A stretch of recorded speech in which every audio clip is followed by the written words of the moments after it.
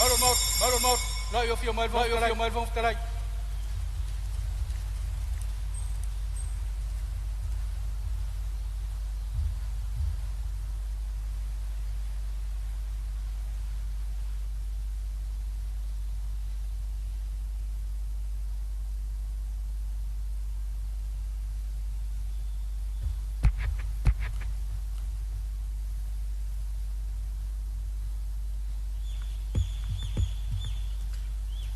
Tato talo. Le tuolo mato tama. O mato fafta ya wa fio. Le tuo atunu. Le tuo ngana ese. O le tuo foio Palemene umalava. Pe foio na fava ya mene o Samoa. Mato fafta ya ngona yo mato tino le malos ina wa mavai po sa ia se malos yo mato tino le ie onolo mato vala awina mato va ia foi le yaso le tau o atala ia mato nuai lo ese faria le mana au ai faria lo mato Samoan lo mato Palemene mato fafta ila wa faya mo i mato tai o lo atunu o mato fale mai toa le ie ile ne yaso ila mato ngaluenga mato fafta ya le saunga le fio le ne Samoa ya lo mato tof pangala valea le nei Palemene le ato toa yo luma mato talo ila wa fio le ie e fama maina tai o lo le ie teleo mato fale o mato se pai ea amato iai o le ola le ie mato te tuatu la fio le nei Palemene mato te faftai le ngao la ie le faula na saunia mo i mato uma la mato ngā le yaso mato te lafo atu la fio fonga fetalai la fio le ie ina ia faso ai manaia wa inga o mato talano ina nei ele fangalo ina le tapua inga asio mato wa tai le malo le masiof suir fono mo la tua ile tu lau le ie ile la to ngaluenga e famuria ia le nga tofi wa tofi fa no mai Samoa i lau le fio le malo watu so tafo le fa na tu ya onga wa to sala lau tangata malana wa ngue ai le ie sei e famuria mai lo mato watu ono suafa malo Yesu le faola wa mafe atuai amen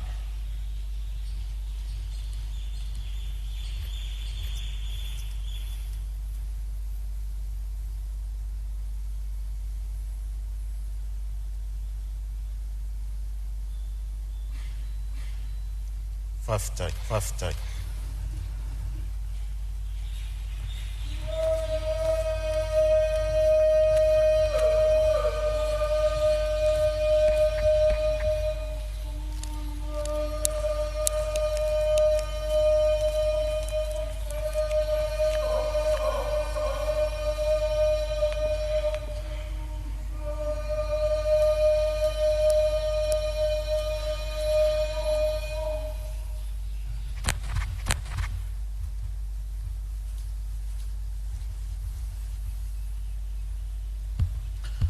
o te fasisi la tua matolianga le fonoa faitu la fono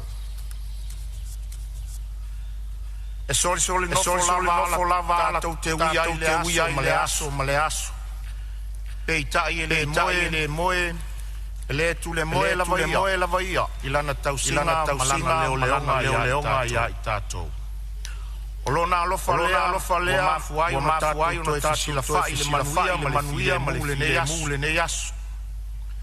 Fo ipea tu mau atu ya le viinga o le ma le fanetanga. O te fata alofa atu ma fatu lima atu le tulanga alo ia. I le paia o le Palemene ma lo tatou maota i ona tulanga fa lupeina. Le fiola o fionga i le sui Palemia, a fio o tō fionga i min star ka pianeta. Fa pia fo ia fionga i min star lango. Fiola o fionga i le taitai o le tuangai, la o fionga i le sui taita, ma sui mamalu uma o le nei Palemene. A fio foi fa urulunga mtanga luenga fa la potonga tu maocho le tatou malo. A fio mai foi niso le mamalu le atunu le nei taiao, ma lor soifua manuia, ma le langi e mama. I lau fa fonga tapua i mai Samoa i le nei taiao, i so se tafa. Fa talo fatu lau Palemene, ma lor soifua manuia, ia tapua i mai ma le manuia. Tatou Palemene le nei aso, ia fatonu folau pea le anganga o le atua i le alo faiva. Tatou lalafo ia te ia, e manu ia le nei aso. Manu ia tapua inga lo tatou maota nei, fa manu ia le atua i lau tapua inga Samoa. Isi fasi silanga le Fonotaga. Por kalame fa Palemene. E mole sila fia le Palemene, ua nofo ia nei se vaenga o nofoanga mo tangata lau tele alo mo whanau le tausanga se furu. O le kolisi o pati Robert Louis Stevenson ta whaingata. Mo na o le visenga mta upu tau le tala fasolo pito. O le awai mai o alo mo whanau a onga le nei taiao, o se vaenga o por kalame fa Palemene o lo tau la muai le ofisa o le whailau tusi o le fono ao whaitu la fono. I lona autu o le momoli ina atu o le Palemene i le atunu lau tele. E ui lava i le uti o vaenga tupe fat tauina mo ia por kalame ta ua le Palemene. Ai o lo tau mawhai pēr le whailau tusi i ma le au whainga luenga. I se whainga e mawhai ai o na whatino ni por kalame ngafa tau limaina. E ao ina ai alo mawhanau i nafa ma matawhai oi au tua le Palemene. Whapea foi matawhai oi a suius fono ma komiti wha Palemene. O ni por kalame foi o lo mawhai o na ao ina ai le atunu mo lo lato sila fia. E iei au wala ma vanoa e whaaleo ai o lato finangalo. Mo le fausia ina o tonu fai o le atunu. E ala i ngā luenga fai ale Palemene. O ni por kalame ta ua tele ale Palemene. Peitai ua tau fuafua lo na wha apolo kalame ina. O na ua whai titia vai ngā tupe i le tala o le tupe e wha tupe ai. E ave ai le nei a vanoa e whai lo leo masui ale Palemene. E wha talo whatua i lau sunga le whai a onga.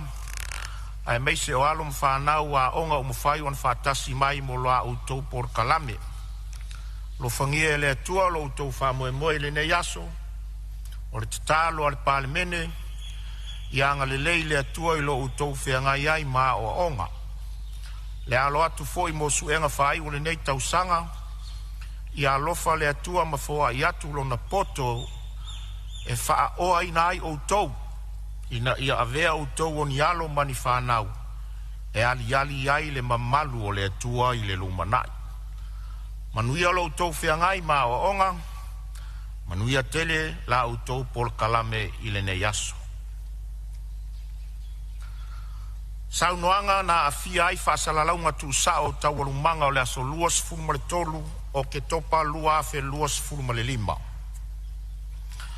E mole sila fia le Palemene o le aso luas fulmale tolu o ke topa lua afe luas fulmale lima. Na ufa sila alo i ai tutonu o le nei maota se saunoanga matu ia. Na afia ai whaasalaunga tu sao a tātou taulumanga i le aso. Na whaamawina I fo I ma le whaatonu folau al whafonga whetalai I le nala vaso. O le a whaatino le sa ilinga. A whai o le a le taunu unga e o iai. O le a whai ai loa le whai unga le whafonga whetalai. O le aso fono ana nafi ma le tai au nei.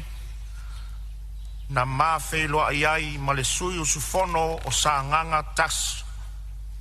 Ono le sui mamalu lea sa iai le masalonga o le whafonga whetalai le nei mta upu. Peita iane e asa le whaiva ai ua le asa le masalo o le whafonga whetalai. Ua tautino le sui mamalu o ia e ana le lafonga. Ua wha mawalalo mai le fionga le sui mamalu le whafonga whetalai. Ma ua o talia foi. Peitai o le ale na tia e tua le tūlanga. Ono le tausinga o tūlanga alo ia o le Palemene. Le pa iai o le Palemene ma le whafonga tapua I mai e Samoa. E le na tia le toa tele o le mamalu o le atunu. Ua afia ma molia. Ma ua whaia iai le whai unga le tūlafono. Ono mata upu whape nei. I le whaonga ina o le ngangana I le tala whea ngai. Ma ua solia I le tūlafono I le saulotonga o le vātangata. E tolo pō foi tau alumanga I le pō ana pō. O sa ausi saunoanga le tātou maota e tau sa ili. Pe o le a se fofo le whaafita auli ua vevesi ai le atunu. Ona o le ngangana o lo whaonga e nisi I lunga o so se fesota inga whaanei o na pō. E manatu le whafonga whetalai, ua vāsanga le lei masana whai unga I le nei mata upu. Ono lo tātou tau sa I lia lava se fofo le nei whaafita auli. O le avea o le ngangana masoa maa upenga e tau ai I le vātangata. O la le tusi, a whai o oe le tia kono, ia whai le whaiva le tia kono. A whai foi o oe le ao I nā ao atu ia. I le Palemene foi. A whai o lau fionga I le whai pule. Ia sau noa mamalu foi o oe o le whai pule filifilia o le itumalo. I le taritonunga o le whongwhitalai o le Palemene lava e tau la mua I se whaataita inga le lei. Ma ia tangia atu foi I nei le sila mai a le atu no. O lo tātou langona ina maamana ia le matu ia o le nei whawhita auli. I le nei la mata upu mo le sila fia manilo e le Palemene. Ua whaamaunia le afionga le suis fono mo sa nganga tasi. Na whaia le lafonga mata ngā le taimi o tau alumanga o le aso luas fulma le tolu o ke topa, luafe luas fulma le lima. A whai te tau o nā fuatu I nei se whātaita inga le lei ma se fofo tala whea ngai. I le sila mai a le atunu u. I le nei tu a inga whawhita auri. Ua tau nuu nei le whafonga whetalai lana whai unga e whapea. O le atu ese ina nei le sus fono mo sa nganga tasi ma le tau alumanga le fono au whai tu la fono. Mo le umi e luas fulma le whai tu la.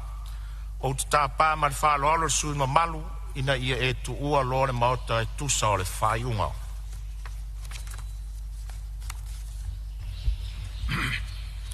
Awa fionga le whafonga whetalai. Ia pe mo sa manoa. Ia o le ase whaenga o fia sao no e sus fono.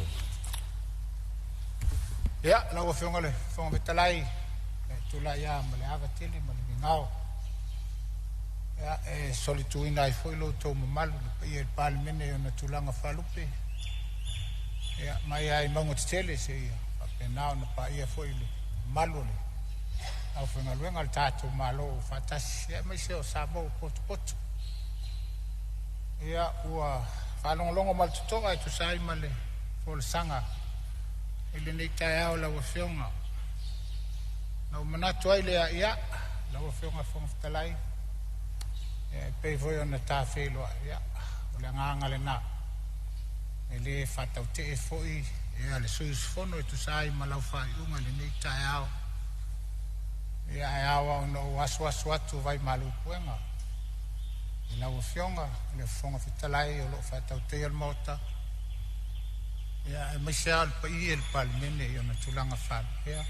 lau fionga le sui Palemene ele lo lo al kapineta e mise o sui fono uma le mota ia o le afo ise tala o fa penao na le tau tamali i la auto fafo ia aswa tu ai mali o enga fa maula lo atu to ele atu e tu sai male tulanga pe ona yai ia o uma no tala o le ale o le tulanga lo fionga fong fetalai e ia se tala na fa pe ia nga ia le fionga le Palemene e ono suanga foi e pe ona yai le tofi ia pol fai puleo fale ate tolu ia ilana tu musu foi masua ia pe o fa pena ona avato e foi se fa matalanga ia te ia ai ngalo ai o fa pena ona ola ia le tato mea fale o te leo no lea la o fionga ia o te talia malanganga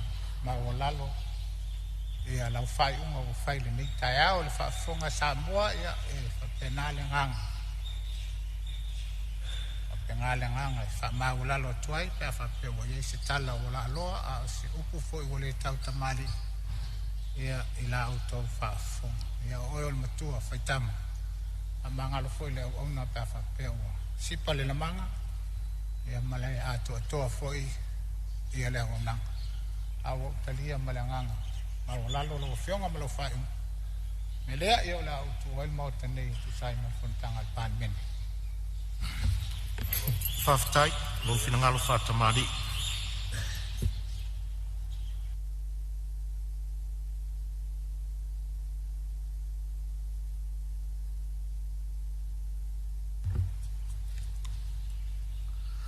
Ngaluenga o le aso tau na malo. Fai taunga tu la fono tau faofi. Tu la fono tau faofi o fatau ino tupe luafe luas funmole lima, luafe luas funmole ono. Fe lafo inga fa wau ilunga o le fai taunga fa lua, aso fono lona lima. E tolo pota o le manga le fono au fai tu la fono le po na po, o lo sa unoa tari fai tau le fionga le minstaff so ta inga ma famtalanga teknolosi, I mata upu salanga I sa unoanga fa lau e tele sus fono le Palemene. Le avano le nei mo lau fionga le minstaff so ta inga ma famtalanga teknolosi, e fa wai lau sa unoanga tari fai tau mta upu salanga e sui. Ma le fa lo lava.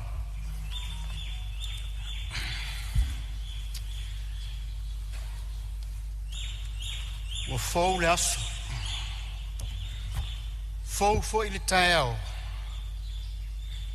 Fou ile alofo le atua.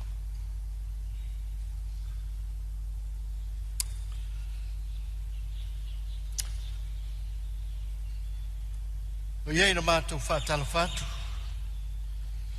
Nganga whāwhitai lau whiunga le whāwhitalai.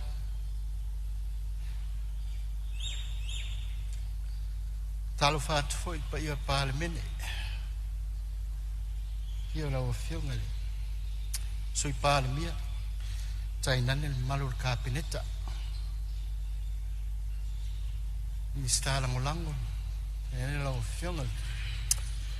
Tai le tuangai su tai ia mau lungo nai tu se foi o tato pa ia Palemene no su tu tas ya fa talo fa foi le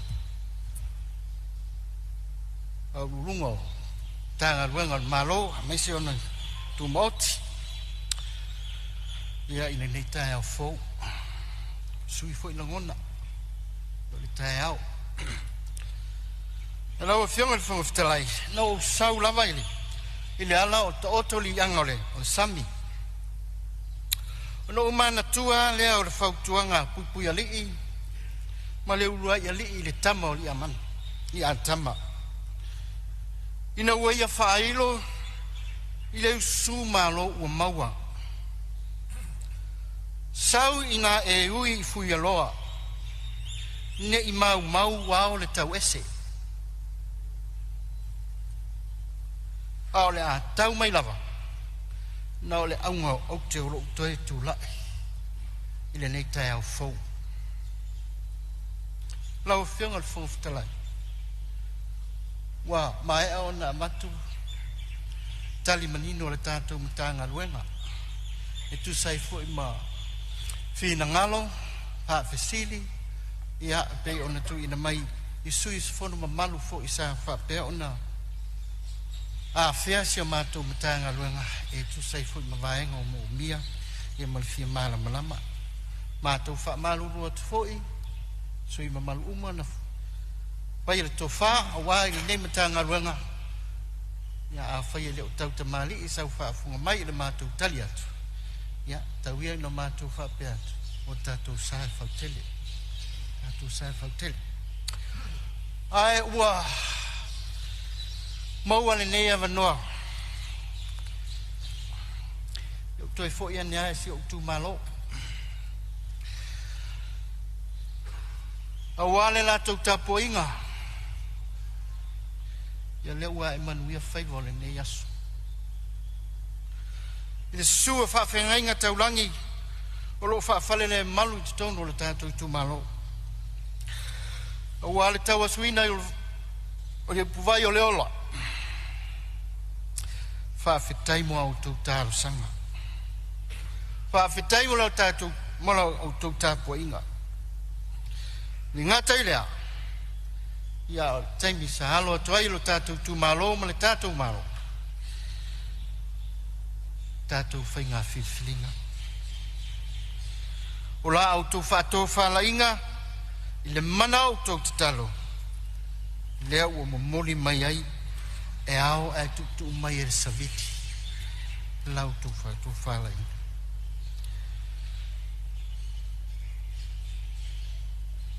Sia unu pele o le muenga. Lea fio soa i malelangi, malo tā malelangi. Liu mai o le matua le tō.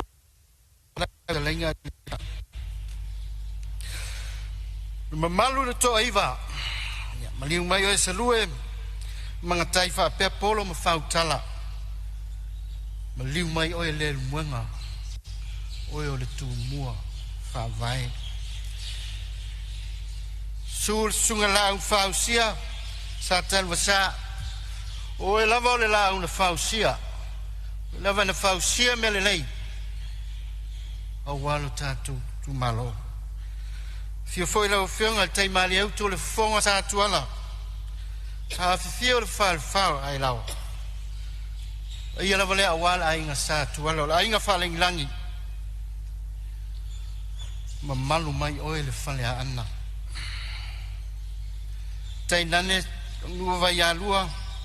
Ia fio mai au rua tapa au ar whale tui a ana inga ngai. O rua tau tima malai tai. Ma liu mai oe le whale a ana i ngā ngai. Lau tu o la lori. Whawhitai o la o tau pule lea. O lea ua tō te tele. Lau tau pule ua tu ina mai. Ina ua e tau whiriwhilia. O te toi tau aveina. Neno fōa le tu malo. O lau tau pule lea. Ma le anganga o le whawhitai.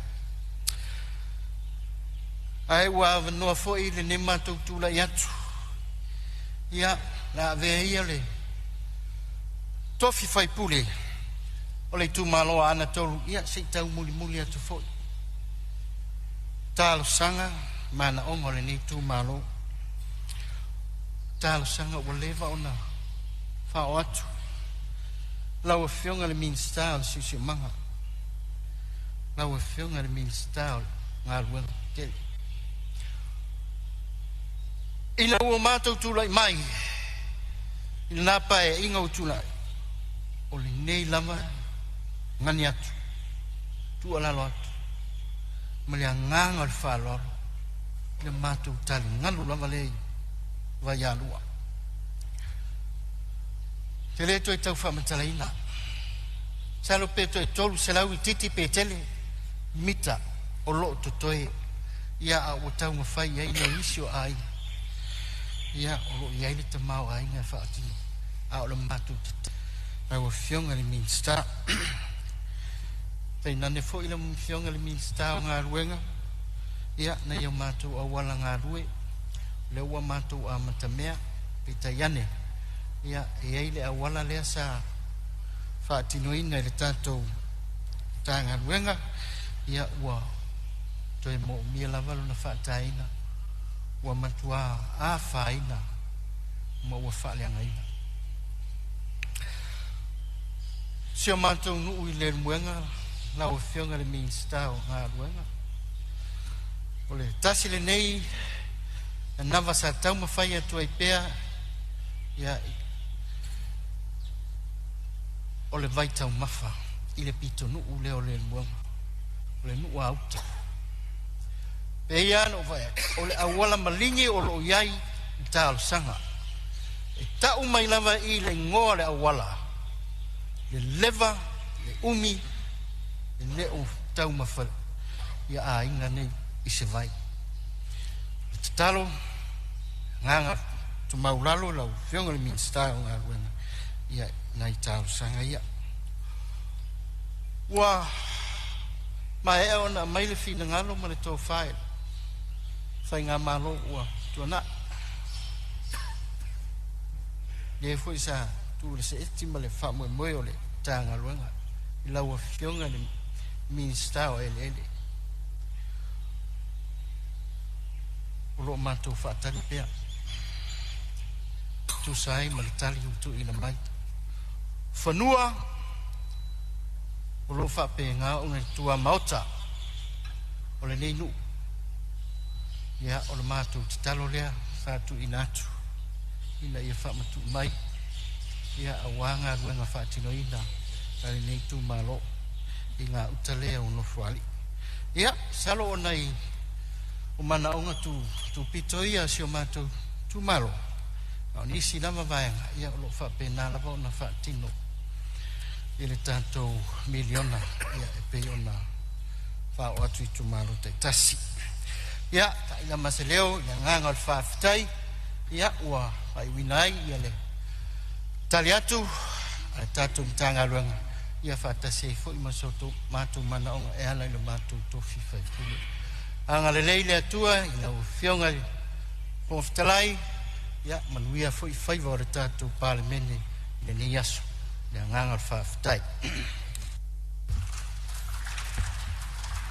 Ia, mamuri atu le whaamalo na fua, whaafitai sa unua le o whionga le minsta o tānga ruenga, e tu sai le fola mamalama malo fina ngalo whaalia, ia e me se fo le tali atu e whaamanino nisi vaenga na sa unua ia ine maota, malo whaafitai, malo tā pena, whamanuia le atua le wala awina, whamanuia le atua le matanga ruenga. Ia, o le alawa lo o whaawau mai le tātou se e mai le talanga o le maota, ia I le pai o le kapineta.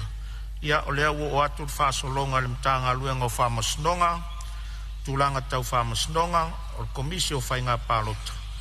Ia mar komisio toi fuata ina o tū la fono o Samoa. Tu lai mai ala o whionga ni minsta e sauno a tari fuai tau nisi vaenga na langa langa ni maota. Mari whaalo alo manuia le saunoa.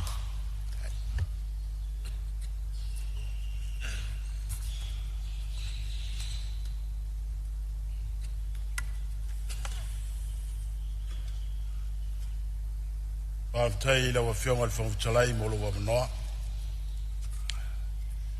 Ia pai a mawalunga la wa whionga sala, minsta langolango.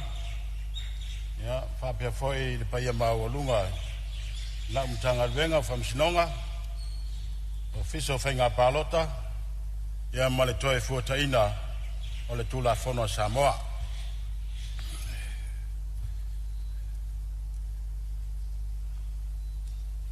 Ia il manatu le ata oto ia le puapua ma ona la e pei le upo e whai le moto salaia. Mapuange I lango e kapkoa le seu I onga maunga ku ma on kuasi vio. Ae mangaku foi le kai aoni ngei o leo wa I ngā kia mawalunga. Ua ngo foi a fariseu ma ua malu kawe e le so. I le paia mawalunga o I kumalo e limas fu malkasi a wā le fonga le Palemene o Samoa. Nā wa whionga le Fonotaga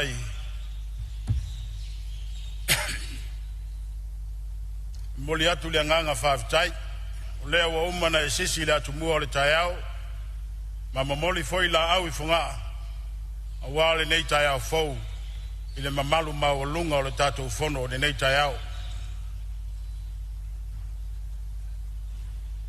Na wa fionga le whangfutalai, e whaatalofa atu, wa ofu alofa atu I le wa fionga le whangfutalai. Whaatalofa foi le fionga le ri Palemene, e o ia na le no foi al no fo tavita. E ia il manatu mawalunga o lo e whaafonga mai, ma e tapuai mai, o wā lo si ngasi I nā tunu. Mea lea, ia, anga le lei le tua I la wa fionga, ia lo fangia o le tua, la wa fionga le ri Palemene, mal fartua whaapele au malanga.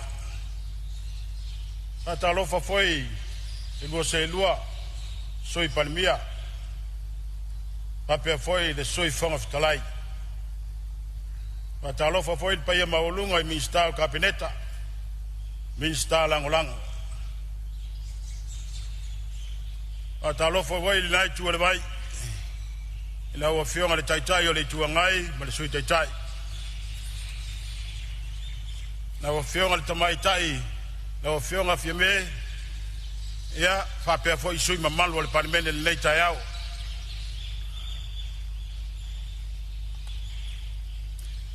O te whatalofa foi le paia mawalunga. Mtanga luenga le malo, mtanga luenga tumoti. Whatalofa ila wafionga le au malu le malo. Malau masiofu. Wapea le sui alfono sui taufia, wau tau faritua. Talofa ila wafionga le famsinsili, restaina o famsinango funua msuafa Samoa, wapea li matamaita I famsin. O te whatalofa le paia o Samoa, iau na tupu monae, maunga tele se ia pa ia maunga iti. Wapea le paia mawalunga o Samoa lo afiam papa au ia tunu mau. O te whatalofa foi, paia mawalunga le au whaingaruenga tutofi o le atua, I so se fata fai taulanga I Samoa nei, ia me se fori tapua inga, le au whaingaruenga ia tunu mau.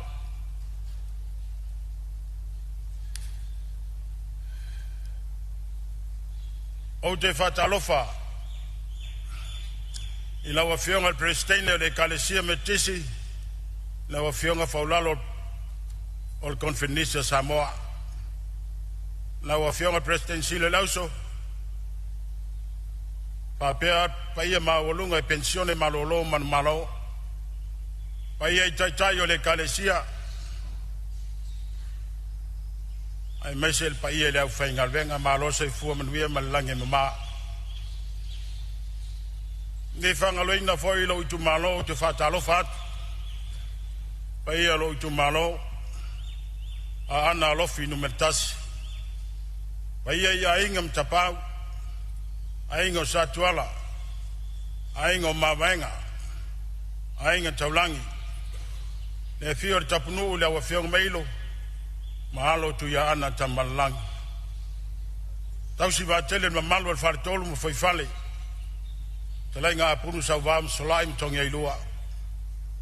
O te whatalofa foi e au whaingalwenga si unu. E meise si au whaiwhiau, so ngare tausi mtangalwenga ia yoelu mal fartua. Lawa fionga de whangtalai,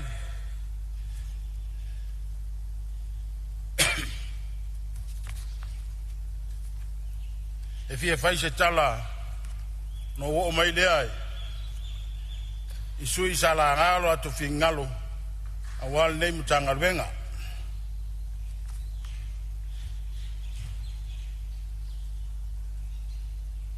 Lawa fionga de whangtalai, e fia tu ina atu se tali o nei mtangalwenga iniso mtaupu sa la ngā mai le sau noanga le sui malu al Palemene na fia ai le mtangalwenga o whamasinonga. Ofisa o komisia o le toi fuataina, tu la fono o si o tātou atunu, ma le ofisa o komisina o whainga pālota, na ua fionga le whangutalai.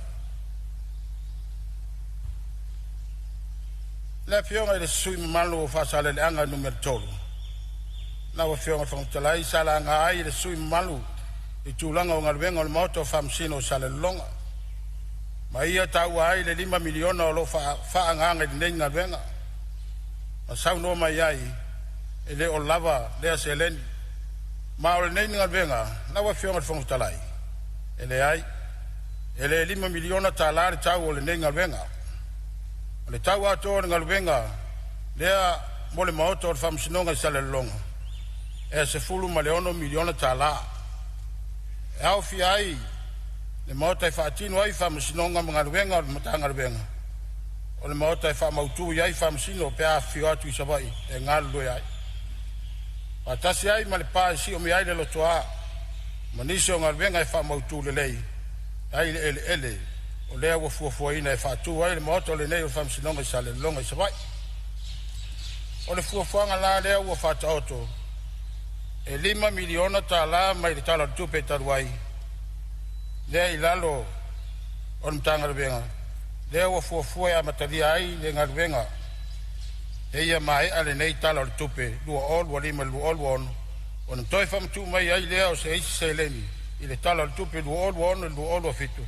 E wha mai ai lea na ngaruenga. I lona tau a whai le nei a 10 miliona ta la. O lea foi wai ai le whamwemwe. O lea matanga o le tau sang fau. O lea amatari ai le nei ngalwenga. I le mai ai o tau fonga e whaatino le taimi nei. Poni kontalati. E whamanuia ina I le whausi eina o le nei ngalwenga. O le whamwemwe mawalunga la wa fionga le whamfutalai. A mai a loa le ngaluenga lea I sale longa. O na siti mai lea. O le au nanga o le whamsinonga. O lo I tua sivi I taimi lei.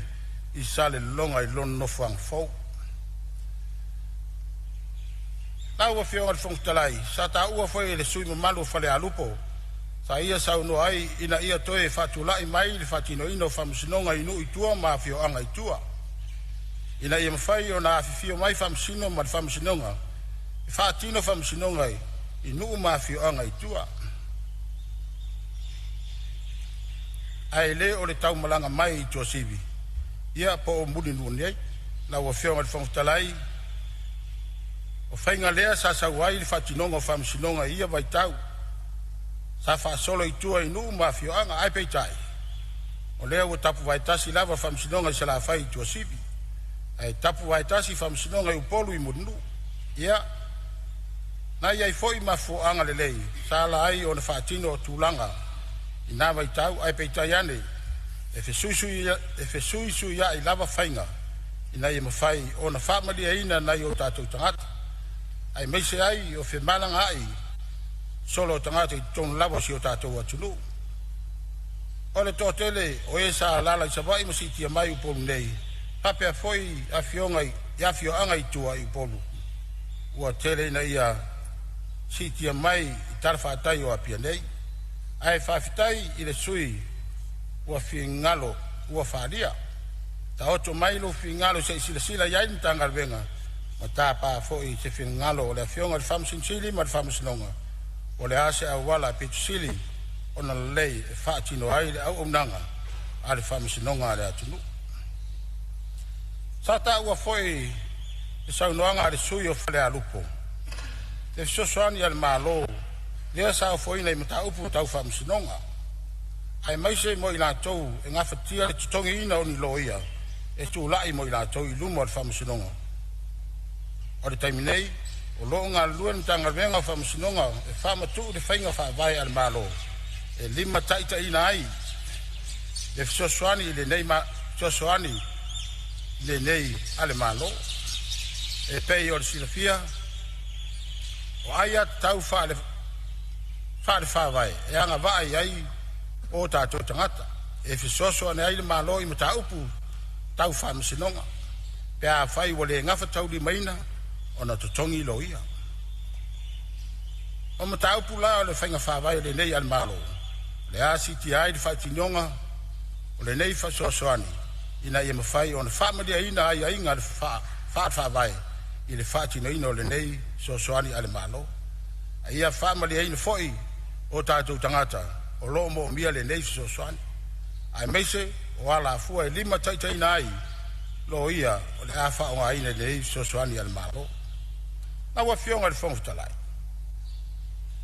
o le afa la utile atu le nei so soani al malo e au fi ai mai na to ya fi i sawanga i to tono ainga i tinama ta mai tai ma ta to fanau o le nganga al mutanga venga al malo ina ia nga va foi ina to nei le nei so soani al malo e pui ai mai la to nei sawanga i to tono ainga ai mese la to wa fia ina ia la to maua le pui nga talafia ngai e tusa ma le tulafon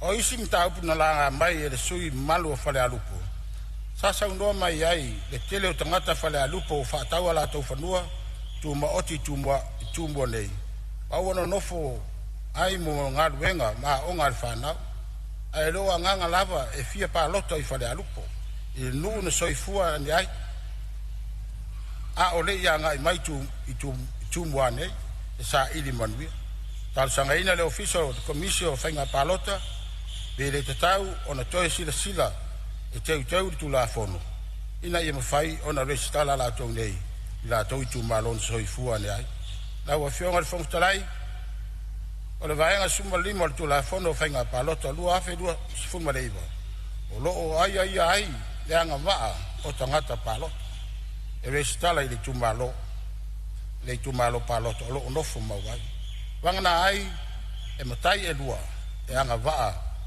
i mea e fin ngalo e resitala ai le palota o le whaamanianga foi o le nofo mau o stangata palota i tono le tu malo palota e whaamaunia e le sui o le nuu o le sui ta maitai o le nuu i le taimi a ngai mai ai i ngā luenga ale official komisina o whainga palota i tono nuu mafioanga i le sila ai ale whainga malo o lo tala whenga i le vaenga lea o le tula fono ma le mana o mia o se teu o le suima malu o le tu malo palota whale ata wha na awhea na na saunoanga pele te tau o na wha maoti se vaenga tupe e mawhai o na wha o ngā e le sui tau wā e whai ai an tapenanga wha lau iloa mo se whainga palota na wa fionga le whongtalai e le aise ia inga whapea i te tono o le tula fono o whainga palota lua o se fulu maleiva o le vaenga whasuma lua o le tula fono o whainga palota lua o se fulu maleiva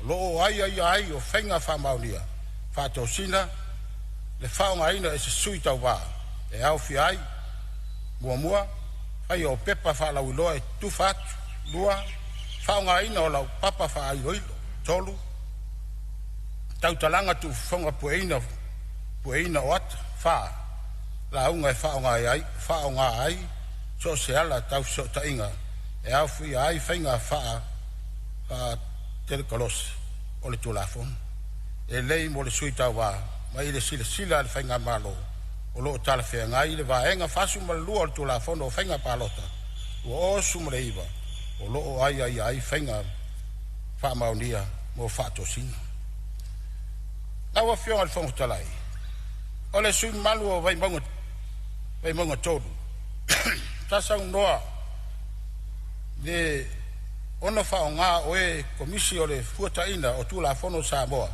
e fisosoani i teuteuina o le tula fono tau palota e afua mai le ripoti komisi sue o le whainga palota ma e mawhai tele ona tangai iai le komisi o le toi fuataina o le tula fono Samoa e tusai mama tuunga o le nei ngā luenga o le foi wala ngā mai e le sui o whale atatasi e toi o le tula fono e le ofisa o le tausi mawaenga ai mori sila fia ua mai o le tapena le komisi o le toi fuataina o tula fono Samoa ma le ofisa tausi mawaenga i le tuina mai o tuunga o ngā luenga e au wala mai le afionga o le minista o tupe maua ma pasia mai lea e le kapeneta mo le whaatinoina a tonu e saunoa mai ai le afionga o le minista o tupe maua laua afionga o le whongtalai Fio se tala.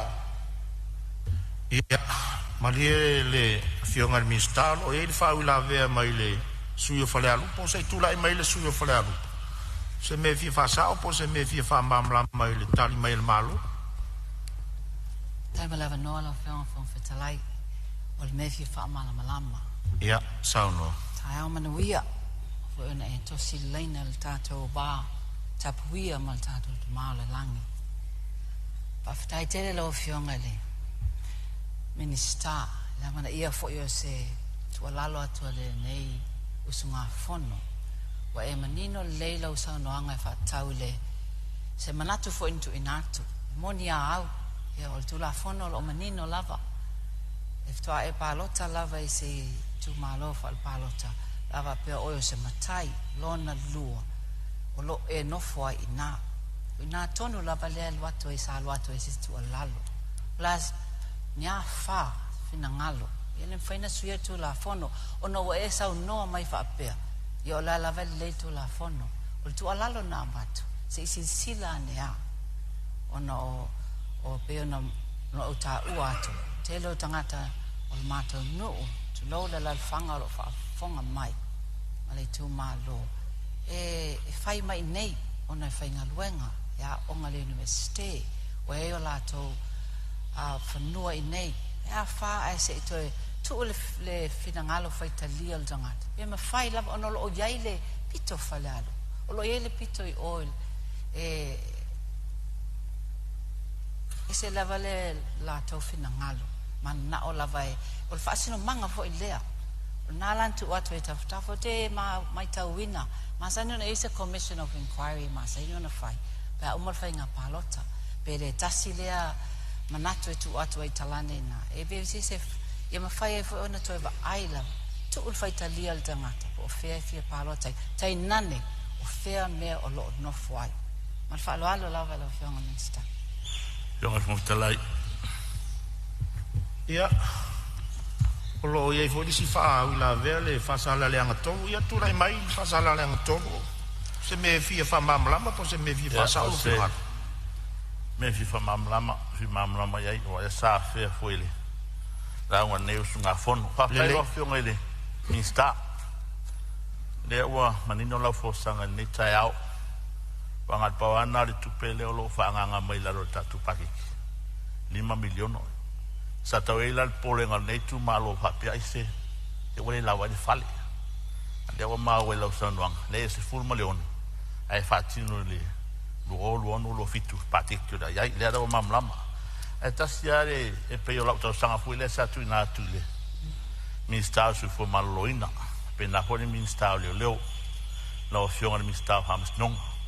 O tau sanga au, tau sia le matonu o fitsa i o le malo. O le matou mitamtanga foi lea o le tu mau waio. O nanga ni le malo i tonu tu sivi po ngā poa. O a whaalo finangalo.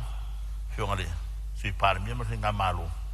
Ia a whapeo le a maile meni salalonga. Ia whaau au pea au nanga i e tonu i se matonu. E whaau au ai foi o na tau tua tiai. Ia boi vai ngarai, ti wai mea moni lau. Whataitai ngā lau ofisa whamasnonga. Ia, e mana o mia le ngā rue whatasi me la ofisa leo. Salo ese teimi fo e sifi me salonga. Ia alo i ai vai ngā umo i lo i tua sivi. Pio teimi le whai remanding duties a le stala.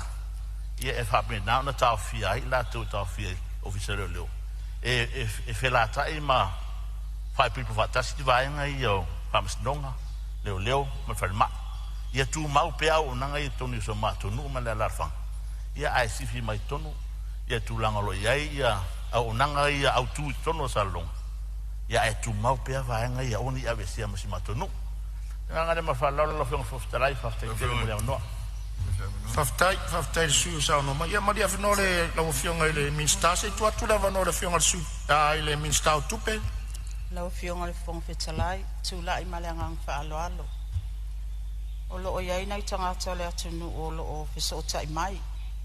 O lo o whai asina le anga al tātou lai vele o maua mamanino atu ia le whaangaso longa al fono al Palemene. Longo atu mal whaalo alo.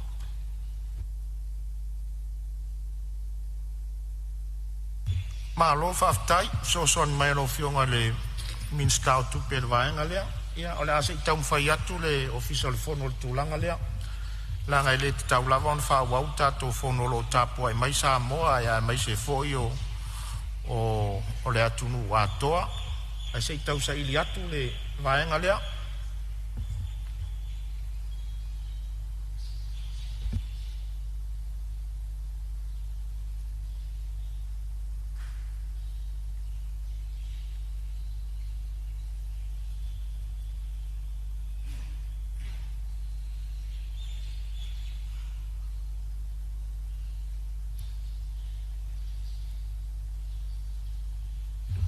ia le mesili le tanga i mai mesili sila mai le pa i or Palemene o lo faina ngā luenga lo official fono o lo mai foi le mau tutu i la tau o lo ia i le vaenga le whasala lau ina tu sa o le tātou Fonotaga o lo le lei lava le whasota inga o lo le lei lava le whasota inga le vaenga lea ala tātou whaanga solo pēr mamata i tū ai ai sei sili poti o mai ia o le a fua lava fo ia i se whai unga le Fonotalai ai tu lai mai lau fio ngai le sui Palemene ja faaftai faafele atu le lau fio ngai pa yo Palemene ni ta me se foi le tau langa sitia ja tato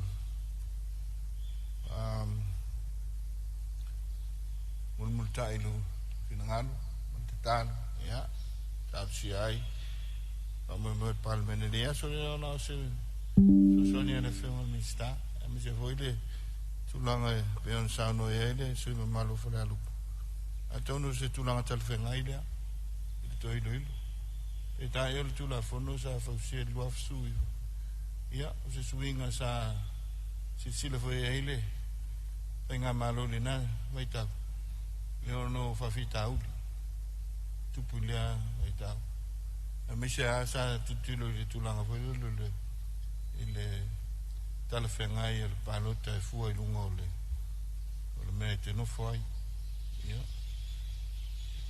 ile numela fua foi lai sui fai pule pero le tatou fa popo sui fai pule o pia o no to tele in tulanga fa pena ia suinga tala fengai ia me se foi ia o le avoiding o me foi le o le fea vea ino tangata ila so palota mal te fa pena pisa i le ua te pena te whainga malo i lona whamoe moe tātou fon whawai decentralize ai a tātou o nang e o lava i le ati nai le lava utu atu tuai ia i lo i tātou tu malo le nono ta inga le na ia awane i ave sea mai o tātou tangata mai o lona tātou whasino manga ia ina i ati nai tātou wanga i fwoi o le whamalo si fwoi le tombo i ave ia i tātou tātou e tāleni ia ma le sila fia ia ngā ia tina e o tātou tu malo a meise le foi whaonga te tau le 2 milion moni a tātou investment tala whenga a meise al whaonga te tau o tātou ele ele o lisi lea vaenga e tā ua ai ia o tātou whasino manga ona ua amata o nā ngai me o tātou tangata ia pi o tele i whawhi tā uli ia social issues a meise tātou infrastructure amata ona tau le mawhai ona ia uma mata ona waitia tātou awala i whapenale le anganga ia tātou te anga ia lumanai e toi doi loa ile saunanga pe ona iai ia whamawina foi le o le tani le ale malo ile na vaenga me se foi le tūlanga ia whamawina ile na ngalo sui mamalu ia o whasale anga numero tolu ia pe ana tau mwhai atua na nafi ia whapenala vai tu sol whalmai whapena foi le tāpenanga e isi o unanga ala nganga lau tele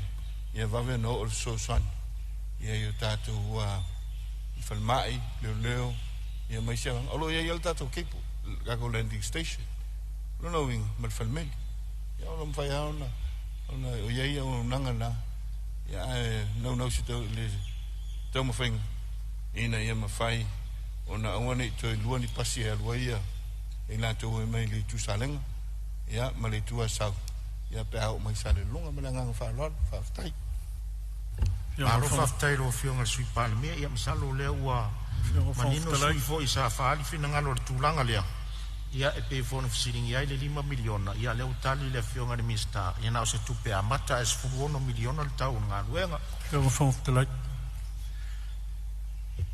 Ia, o lo mau atu, lo ia ilfa au la vea le mai vai maunga wha, se itu lai mai ara vai maunga wha. Sao no. O se me fianga ia ilfa saonga pe. Ia, o le... Fifa mamalama. Fifa sao, fifa mamalama lau fiong. Ia, sao no. Hafta i tere mo le avanoa. Ia au. Tasi foi nei tu malo taulang si tia nei tai au. Sao no iei lau fiong al fong fitalai fatalo fatu foi le paiol mauta. Ia mi se foi alum whanau tatu fatasi. Ia, hafta i tere lau fiong al minsta. Ia paulava lau fiong o le tu musu atu sia usua fai pule. Ia le vai maunga whale asa la ngalm ta upule le vai maunga tolu. Ia hafta i le atonu le whaino le tolu mal whale ainga. Ia pe o vaenga ia lau fionga pe na watu estu alalo. Ia ono le talia lupe mauno wale li poti le fionga komisina ile. Whainga palo tau au o le neitau sanga. Ia o le foi o manino au fala se taimi se fato fala inga foi pa ia o kapeneta. Ia ona firi leo se tato komisio su e ilo teu ngatala fia ngai ole. Tula fono whainga palota te pena tu wai mo lisi whainga palota wau lumanai. Al tu alalo na watu nei tu malo malanganga whalo alo. Ono lo iei alfte na inga ili. Matu i tu malo. Ono lo iei le mau. O le matu i tu malo e vai lua ina le vai maunga tolu ma le whaile. I le vai tafe while o vai singano. Au iei while mau ale whai numero wha mauina. Le yo I fare li street te vai lua ile tolu mal fa yo vole anga va ila na yo mato a inga ia ile il bloquetti lo milion yo no lo fa pe ma yo vai mo tolu ya a inga ma o so mato no yo smato tu malo ya per tu la lo na va tu lo fion ya si lo fa si silane si temi ya to fi foi come susui yo no to ilo leo o tua o ilo fion. Ia me se lava ia se o matu i tu malo. Ono le ia arftena inga le nei o matu tangata palota. Ia ono lo whapea mai o isi o ele stala i o vai motor. Ia a ingo lo i tu tonu o le matu i tu malo lo fionga mlanga whaloalo. Malo whaftai sa ono le sui ia o leo whafonga mai. Lo fionga le minsta ia o vaenga lava ia tene na langa langa il maota nisi foi pa inga. Tua o yu tu malo fa palota ina ia manino tangata palota po fel me anga ia ia wartali no fa monianga e mai se taimi nei poloketi ia e fa pe for sa no anga fale alupo ia o vaenga uma ia tati atu ia lo fionga e tu la me lo fionga de mista fa wa lo sa no anga va tai lo fionga fa talai mo lo banoa ia saunoanga suia fale alupo malo faftai malo foi le un sai mal lo tele ya le ua fa mawina malanga fa lo lo finga lo temne ya fa pe foi ya fa sale le ang todo ya ele fa tau matau nei tai au lo finga ale nganga maulunga ya nga foi fa tuanga mtu wala e toi matimati ai nei mutanga venga ia papea foi vai monga tolu ya oto mai fa ya oto mai a lo fingalo ya to tilo ya ile official fenga palota ya wale to fa le ya tilo ngal venga o pumoni ya ele ya se ato toa ya au fautuanga malaptainga ya fa pe na ona mau ai se fingalo nei tanga venga awo fionga fonga talai fia faisa tala ele official fam sinonga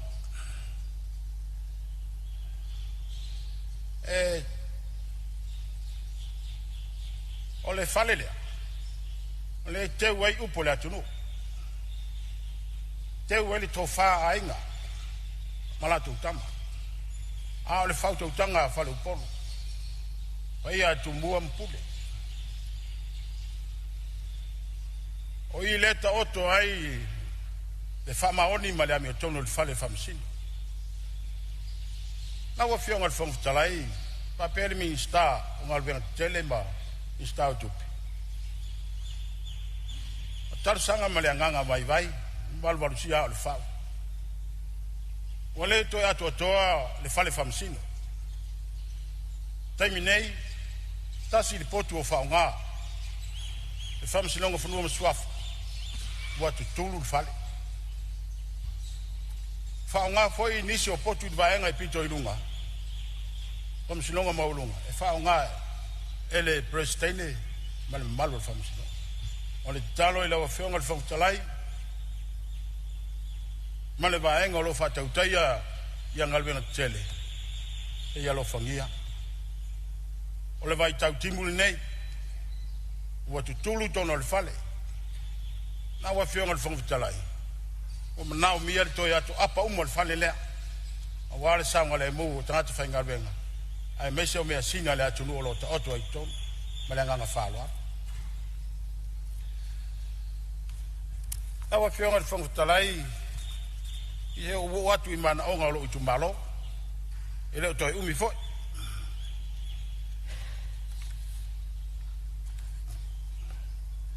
Awa fionga li minstao ngal beng tele. Whangwitalai o te... Ia, se on sai mai lava le... Whasa.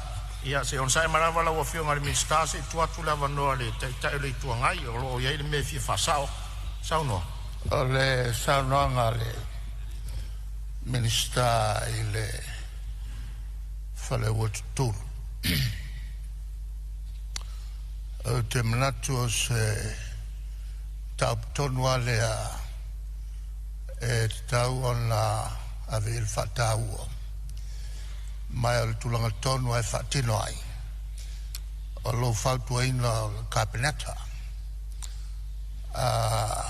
E tau ona sila toa le vaenga lea langa tau tele. Matua aliali e iai I le tulanga whale tonu le teimi lea na usuma e le fono tapulenga, tapulenga I Samoa nei. E sao le tulanga o le whale velave o tunu nei. E I tātou I le tropics. E mo meo tau vela tele le timu tula te sami e a whaina uma tātou Malta e le ngata la I whale I o le malo a tātou nu uma le anga e la lata le sami toi malosi le saul savili ma mai le afo I le Britangi I le sua ona al melal na le tupu ia tu falenga uma tatu faia se tu lalo le la ufioka le tolava salfa inga e maneia ona fautuina ia le la ufioka ia il cabinet ia ai mesani so sani mo mia ona il falelea sa tapal so sani sai na fai e te tauala o na whataua e uso a minsta o kabineta le tūranga lea a se mta upu le tau o maia e te tonu e watuai se whaiunga al Palemene a mena e whai uto I ona mai ai lea e watuai se whamamarunga al Palemene leanga o mea te taun whai lo whianga whautalai ia o se tualalo lea il minsta Malo sau noa, ia, la tua tula mano lo fionga sui parmia, lo tulai mai. Aftai. Ia, atonu e manino ma aningalo le fionga titai di tuangai. E whama wina fo I malanganga whaaloalo. Ia, tu sai o le tualalo. A me se foi le tau mwhainga. O mua mai au na titemi sau no e le fionga ele instao tupe ala fionga fong talai atono se tu pito siline nei ona tau se temi o ye launga ia mai le tulanga o ngalwenga tele ia male matina la tunu asit sila ia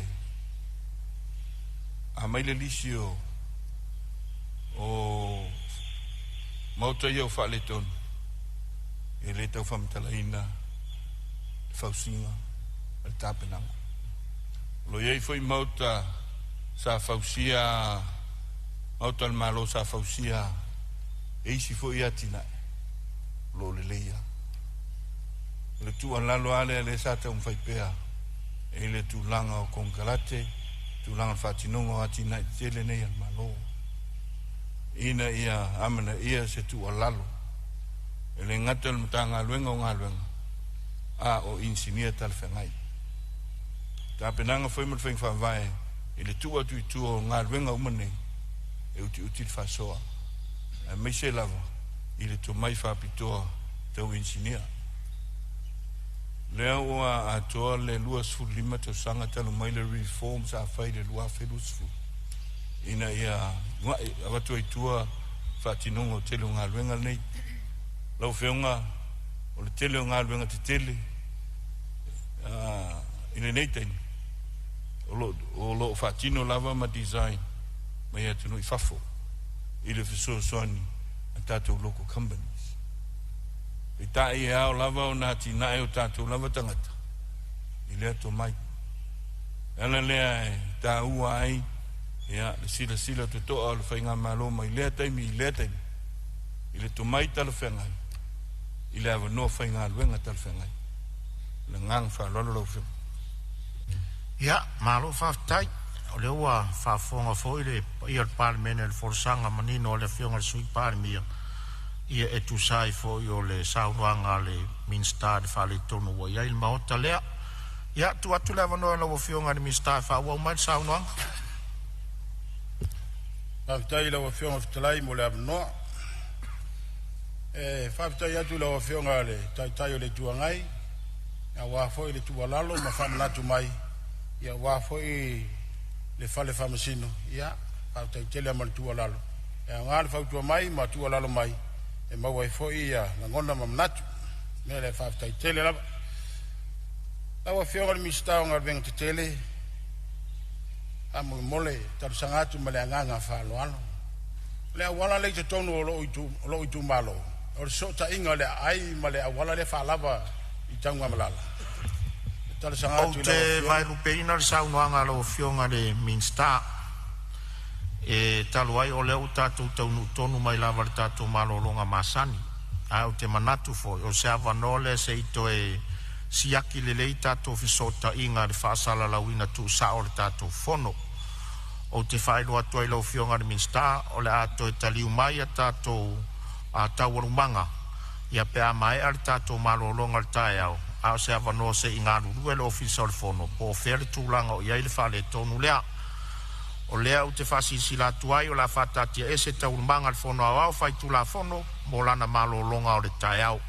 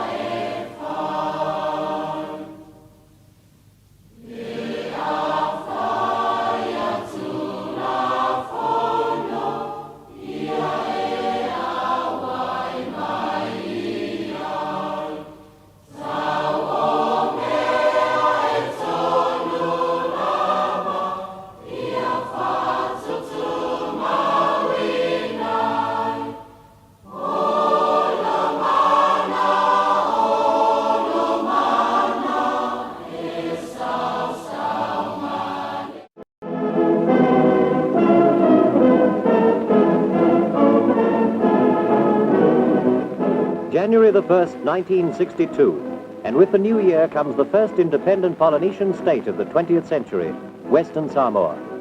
His Highness Prince Tungi of Tonga arrives at Apia to take part in the celebrations and is greeted by the Prime Minister, Mataafa. On the Malaya Turfao, the heads of state, their Highnesses Tupua Tamasesi and Malietoa Taunamofili, walk to the official dais, where the oath of office is to be taken before the Chief Justice of Samoa, Mr. C. Marsack.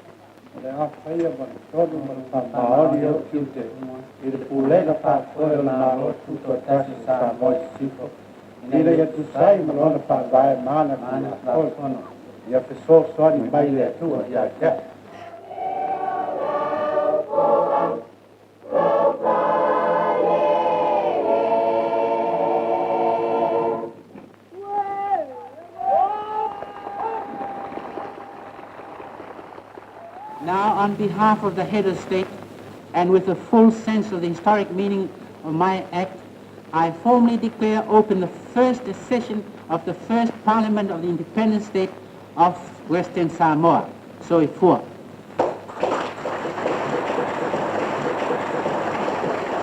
Alo bala wina fa alo wina tato au fa tasu ne yas. Le mamalu o le fono fai tu la fono. Ia so it for.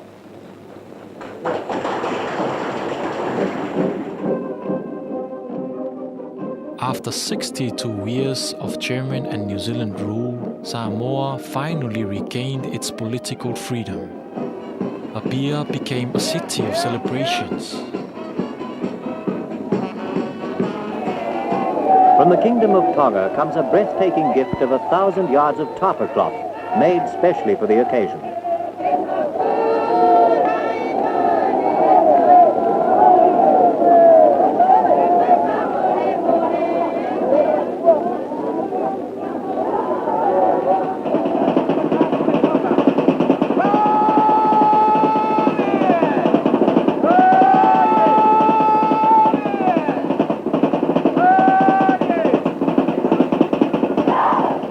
Orators thanked our leaders and ancestors for years of patience and carefully weighed decisions that had made this day possible. Pastors gave thanks to God for the spiritual guidance and wisdom of our leaders and cautioned all citizens to remain true to the country's motto: Samoa is founded on God.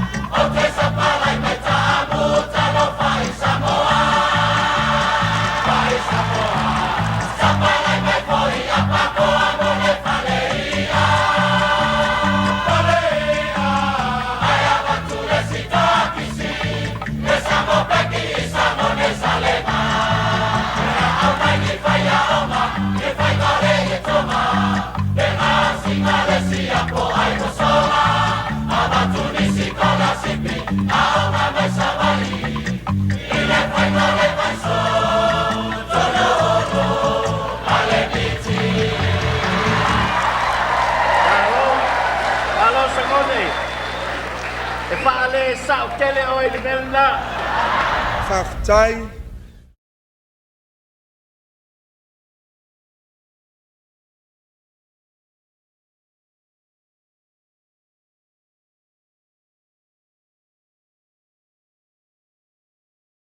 Adam Falatai, e o mai male pese male siva, peitai, o matou o mai male pese male fa'afia fianga, a song and entertainment, leo o mai mapat ma matautu I Falatai.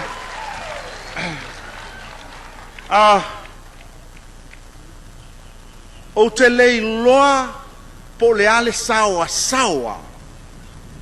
O lo tupu ai whawhita uli lea I Amerika Samoa. Ai o lai whaatu a tau a mata I upolu. Usi lau mai moa, ma lau sila. I le whawhita uli whaatu a tau a mata I upolu. Au te lei loa po le ale sawa sawa I Amerika Samoa.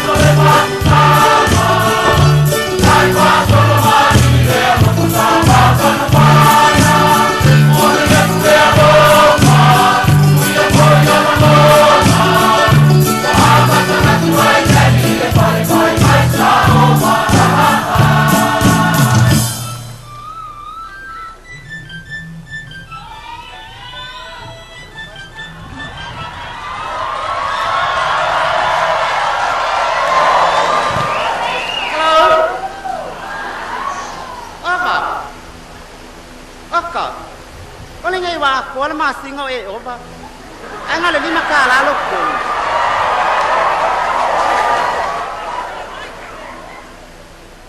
Ya kopo.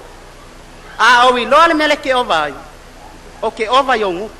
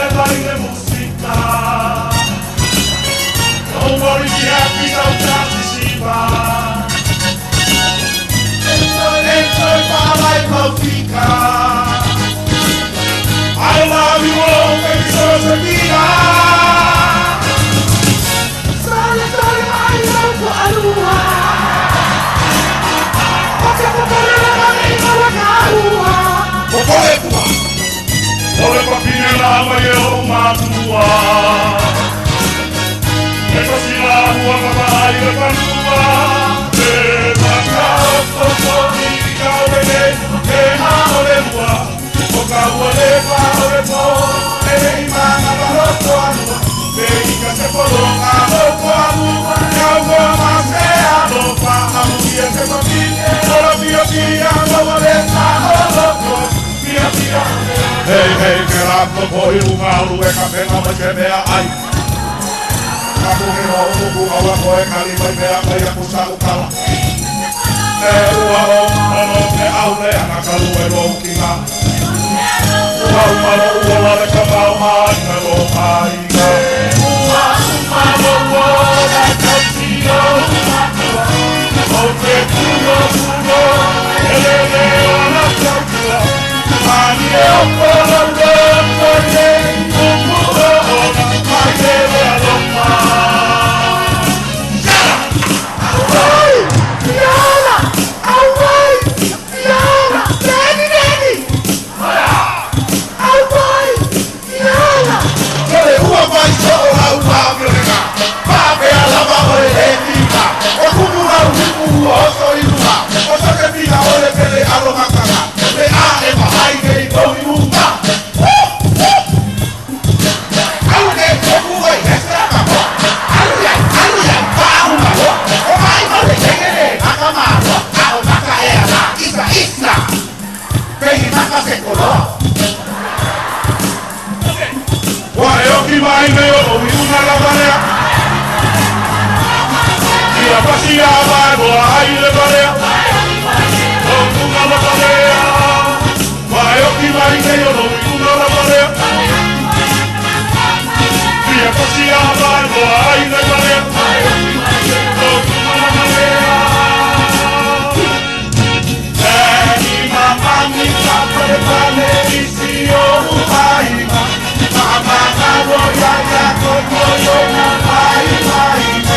Se alo pa mai yo na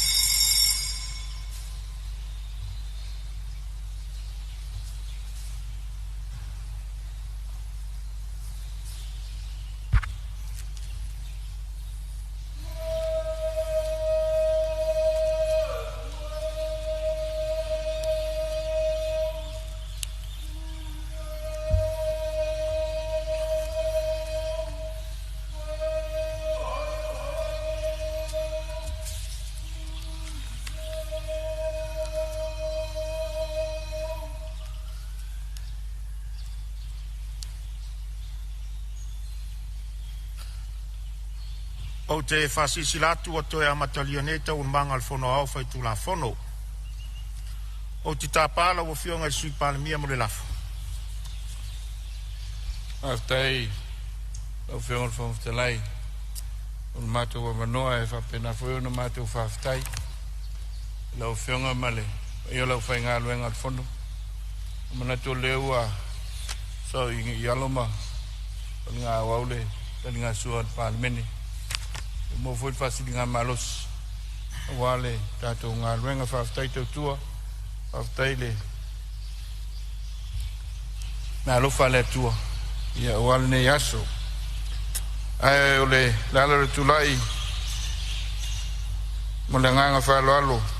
Ono le tau mawhainga lava. O le tato ngā luenga e pi ona e le so. Leo mata watu o toi titi ona mai leo le tali al malo. O te whatua i le lafo mo le suia o a tatou i tula fono mo le aso fono le nei e whapea. Le a whau au pea a tatou tau al manga se ia au lia le tula e tasi. No whai leo sa tatou malolonga. Toi whau au ai le tula e lua i leo auli. Whau au ai se ia mai a whaitango whatolu al tula fono tau whaofi. O le whatu tau ina o tupe lua olua lima, lua olua ono. On tatou tol po ai lea. O le lafo le mal whalo alo lau whionga fon flight. Whalua? Whalua le whionga le ministao tupe, whapea fole le ministao talonga malanga o mo le fia ma le whionga le ministao whamasnonga. Ia, o la whauau tatou ngā luenga tuso le lafo whamaunia. O le fisiri, po la whamaunia le lafo e ufina asa no marioi. Au ese le le ai. Io manu malole ioi. O le a whauau tatou ngā luenga tuso le lafo whamaunia. E whatatia ese tau manga mo le malolonga. O lo whapenaun sau noa le whionga le ministao whamasnonga mpulenga tau whamasnonga. O te tāpala o whionga le ministao mo le whauawina o lau sau noanga. Whaftai lau a whionga le whamtalai. Mo lo wamnoa. E il manatu maulunga o le o manatali sua li pa ia le Palemene o Samoa. Mo le toile nganga whaftai lau a whionga le whamtalai. E me se foi le tanga venga. E toi whauau ia se tala nei tu malo. Leo wo mai i minister o ngā venga tele. Lau a whionga whamtalai. A pea lau a whionga le minister o ngā venga tele. E ile awala yo tono le matonu o le awala le e tau lai ai le ai ma le awala le i tau ngamalala awale a fio atu i sa fata le talo le awa fionga whamole mole pe le mawhai o na toe whaataina le awala lea ia ma toe whaawau ia ala vai ia awale so ita inga ma le atu sa fata awale awala lea le matonu lea al malo ia e whaingo fie ai o na so tai mai i taimi o fono i malua ia me se foi le fono tele i metis ia o langona me se foi le feo ai o tangata nga i malai valele o le tapsanga le la o fionga ni stanga ben tele pa mole ia sei tatiatu ia o tafa male nganga falo alo e famanato tu foi la wala kolosi lo tono lo itu malo o le wala le ia li tanto no mo mon pasi ali taimi taluai ele minister o ngal tele taluai ia wa uma sia sina e lua wa pasia o le afatino ia ale nganga mawalalo ma le fa mole la o fionga minister ngal tele ia se ia lo fane ia le awala le o sio itu malo ono mai le il minister o onga na wa fionga le fonga talai fa mole ma le nganga fa lo e tu atu pe ino malo le fenga malo talo sanga inai ia totongi ia faya onga o ekalesia uma itono Samoa o le talo na wa fion fitalai ia pele me fai ona fatino ina le malo le totongi ina o faya onga o ekalesia uma itono Samoa ia o i lesi lo ia le puna ba yo le ola ia wa foi le o ina o alo mo fa na o si o tatu nu o le talo atu lea i lau a fionga le minister ia mesera o fionga fitalai ia mo le talusanga o wa ia vaenga mana umia I tono si o tātou atuno.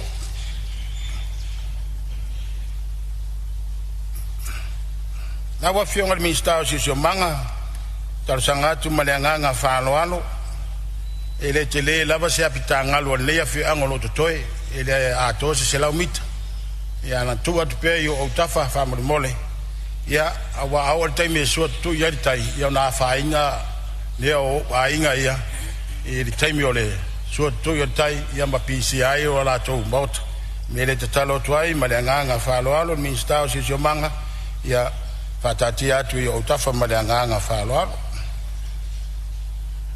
o mai le ministao o fatuanga ma fainga faiba e manatu mawalunga sa tarsanga foi le paia inga taruai ia se palau e sosoani o lo itumalo o le itumalo fuala au aina o le ala tarsanga I maleanganga falo se palau e mfai ona fisu furi sai ai le palapala ia wale fainga o tonga la au awale upumoni o lo itumalo le tale tolu por fadva vea wa ngai mai fuala au aina le market awale tautu aina o le tatu atunu o le mea le mana o mea se palau e wha malu ai le pala tu lau wha whonga ia wale toina o pi umi ka mako kukama o ka pisi mau kengi ia soko mai salai ia wale whonga tau mafa o le tātou atunu o le sosoani atu le o se tu alalo le la whionga ministao whatoanga ia lua ia o talusanga foi ma le anganga whaaloalo ia se wa whangota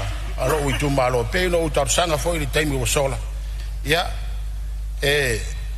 mole tupe maua lo utu malo ia awani to tangi mai le malo se tupe fisosoani me fai o utu malo le ala na talsanga la ofionga le ministao patuanga mfainga faiva ia se va fangot ele ngata lai sosoani lo utu malo ia ai nga foi sosoani tupe maua le tatu malo ia le awina atu le ai faf o me le ia fatati atu mamalo le o tatu mtanga venga melanganga faloalo ia ona angata mai ila iole o mana onga nei tu malo la o fionga fong talai ia if ye mboli le nganga favitai yelo ainga ia ai me se fo yolo tu malo if ye mboli le nganga favitai yo wainga ya tu mamao o ma wainga I fale asiu ya me se foi o tina matua matama matua lo itu malo malo wainga lo papa au New Zealand Australia ma America mo le toai le nganga fa tele la o tu tapoinga ila fionga ya patele Josefa ya me se foi tausim tanga venga ya Jacob faluti ya me se foi o lupe falela le ai ia o la tu tapuai ia mo soso ani mai awa foi the time yo tu la mai o fainga palot ia mo le foi le avitai ila o fono favai committee o fono favai ila o tu tapuinga ia me se foi o lo tu al faiva awale nei fa mo tele fita mo fainta ia o la utala ia te utou yo to mo le file mo mal no to maulalo ia maleanga malu le o tau fa mo ia o to ya be ia o fai masu yo le tatu tu malo ia wa fa langa mai al malo o te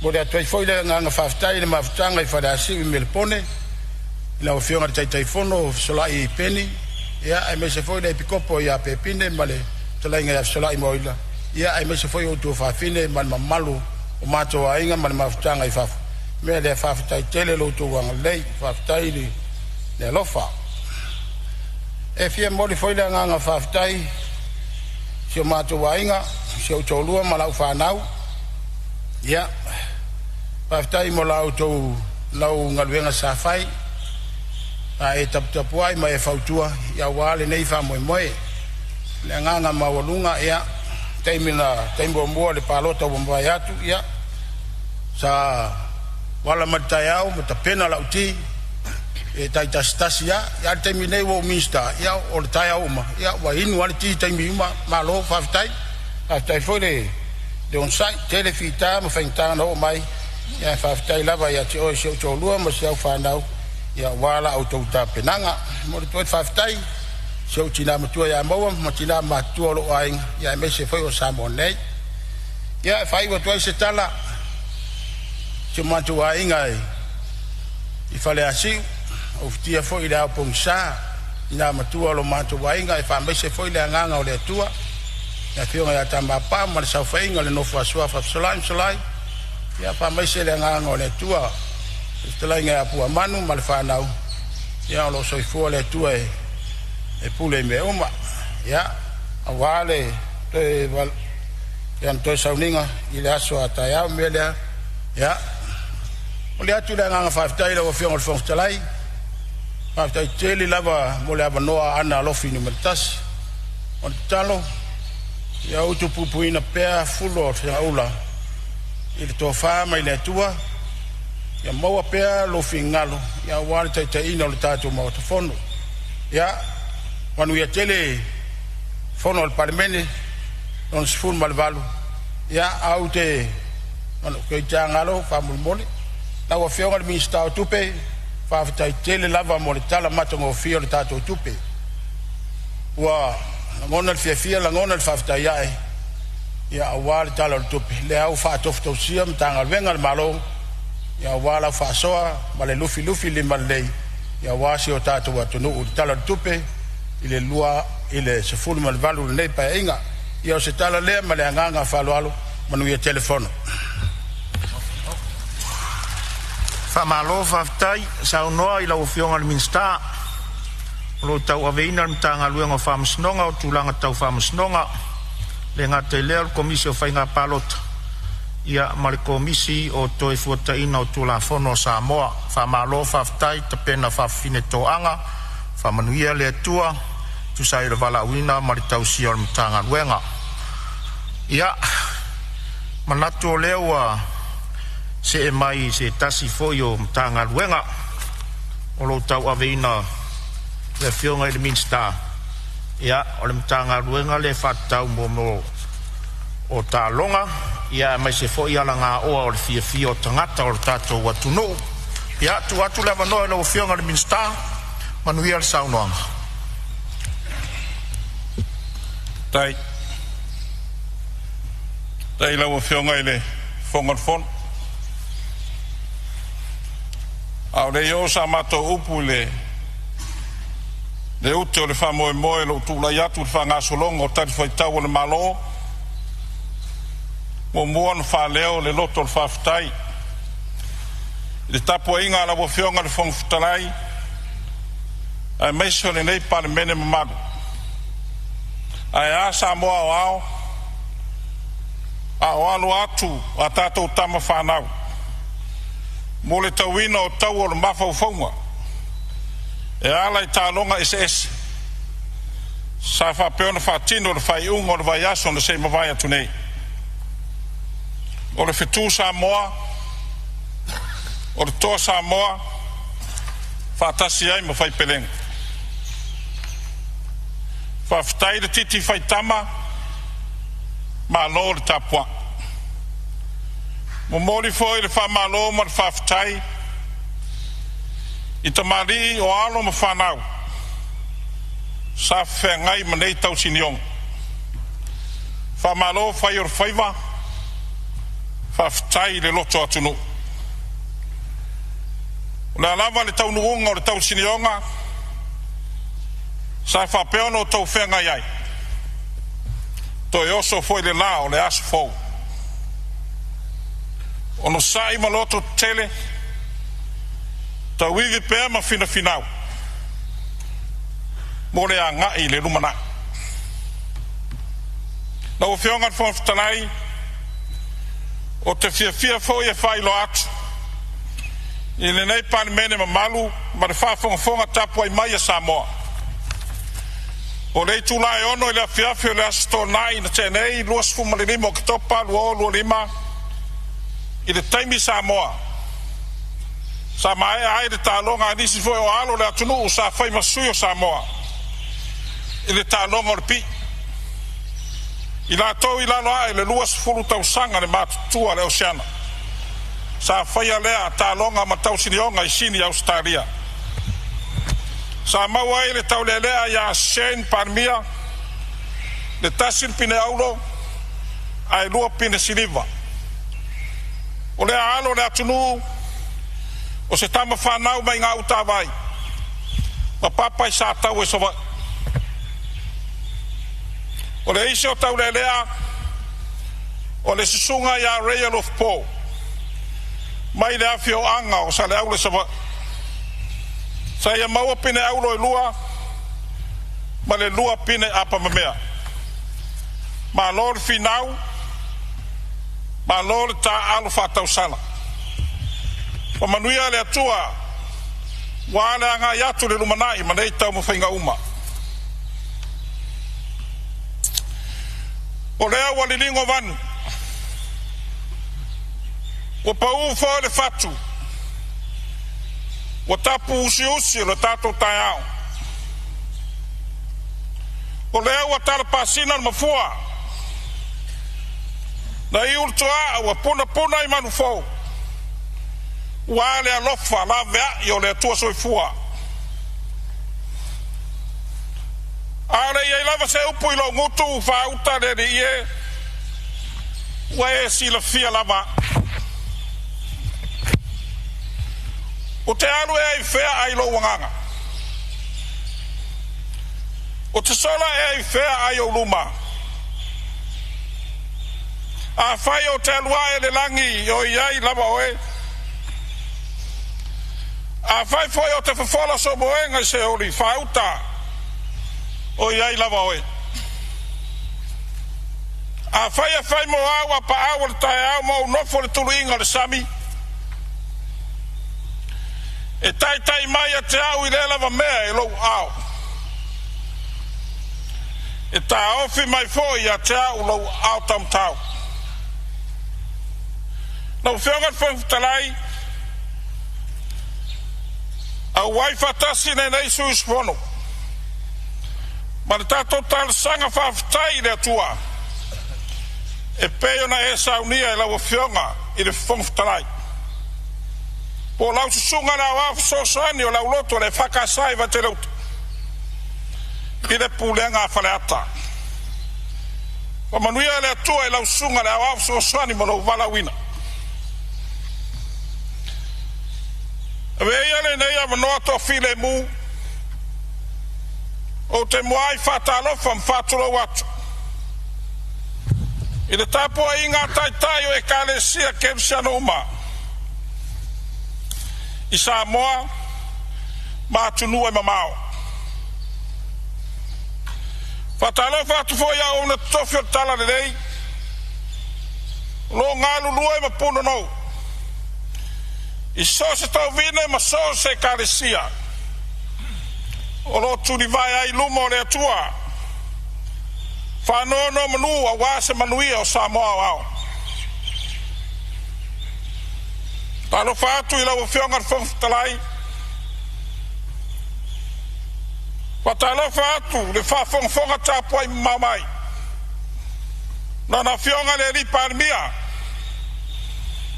Sunga le naule o le male toa le watea pulata I vao Fosi Smith. Watalo whātu I lua whionga le sase lua. Sui parmia le malo. Whapele mamalu le kapeneta.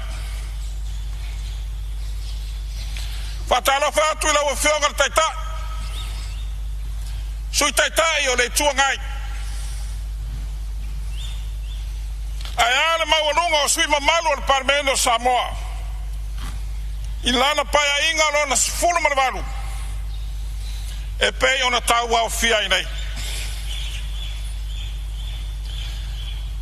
Watalo whātu I whaulunga o matanga aluenga. Whala pot tonga tuma ote le malo. Watalo whātu I lau sunga le whailau tusi. Lau sunga sui whailau tusi ma le ofisa le whono au. Tulo watu le tapo inga. Na wa fionga le ama malu le tato malo. Malau masiofu. Tulo watu sa fainga wa o tawa fionga sui ar fono sui tofia. O toma siofo ma o tau faltua.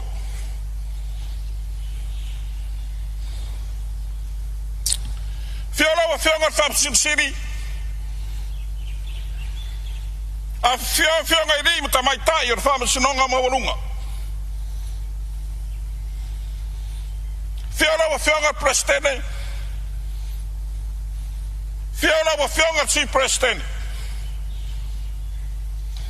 A fionga prestene lango. A fio to wa fionga ili mta maitai ar famsinonga fanua swafo. A fiolim tamai tai famsinonga fai tumalo. Ai ana mamalo le tutino le famsinonga. Ul paiala vale awale a fio ainga mo lato tama. Tama mo lato ainga le usonga ya tu mo mapole. Itu au malataua ainga le tai ma le va au fonti. Fatalo fa fatula watu le tapo inga na yo tato uso isai. A war fainga malo tutuila manu. Le fiola o fionga kovan siri ma le lutena kovana. Fiola o fionga presidente ma ota senati. Fiola o fionga foftalai ma le ota sui. Fiola fionga na famsino sili pale ofisa famsinong pa yala vale awa sua ma vai fanua o forma i tulangi tu au malatawa sa ole ma le lau niu na sai lua o fiola la au nam tas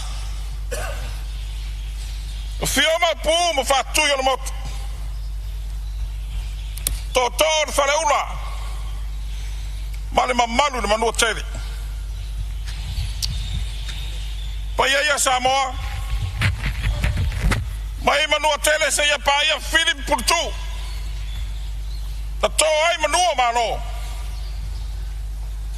le wai fo mai ile maot to fondo le Palemene nei Paya o tato tu malo angai o maunga numela lua ele ma fai on fanga loina oi ai ngalo e oi afa se taimi o no wa fa tu le ata poi maya ile launga la o to sui se Italia iniso matau putaua salanga iniso sui mamalu le Palemene o fionga le sumista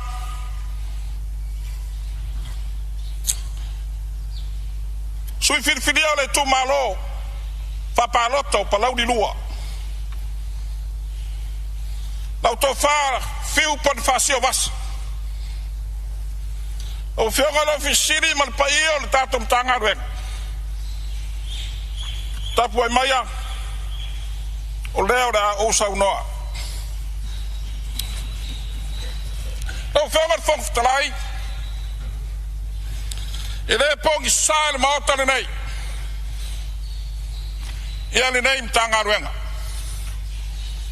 leo fa ingor be tanga ren o talonga Malanga oa mor fio tangata. Paua ni nei o matanga luenga. Lo iai le upu fia. Ina tato fia ia. E fau matanga luenga.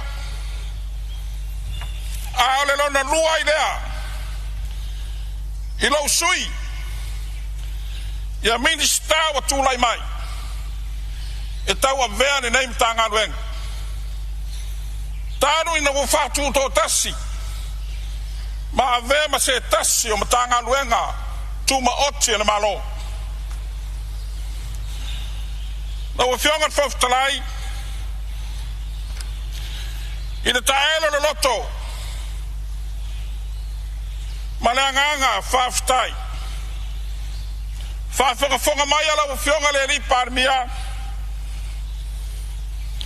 ono lauto finga wa e amana ia ilo fatawa e fai va se tasso sui o lau kapeneta mo le nei pa inga sfun ma le valu al Palemene fa ftai falo alo o lau pulelea mo li foi le nganga fa ftai ile sa tawa vea le tofi ministai le pa inga taluai na o fionga fa lulungo na inga malos na o fionga la mutia Rico Pasau tu sai mo lo tu lai mai a wale tai ino matanga wen fa manuia le tua inisio la sanga da fenga yai mala o fionga fa ftalai no mai le se upu tu sai mata upu sala nga inisio sui mamanu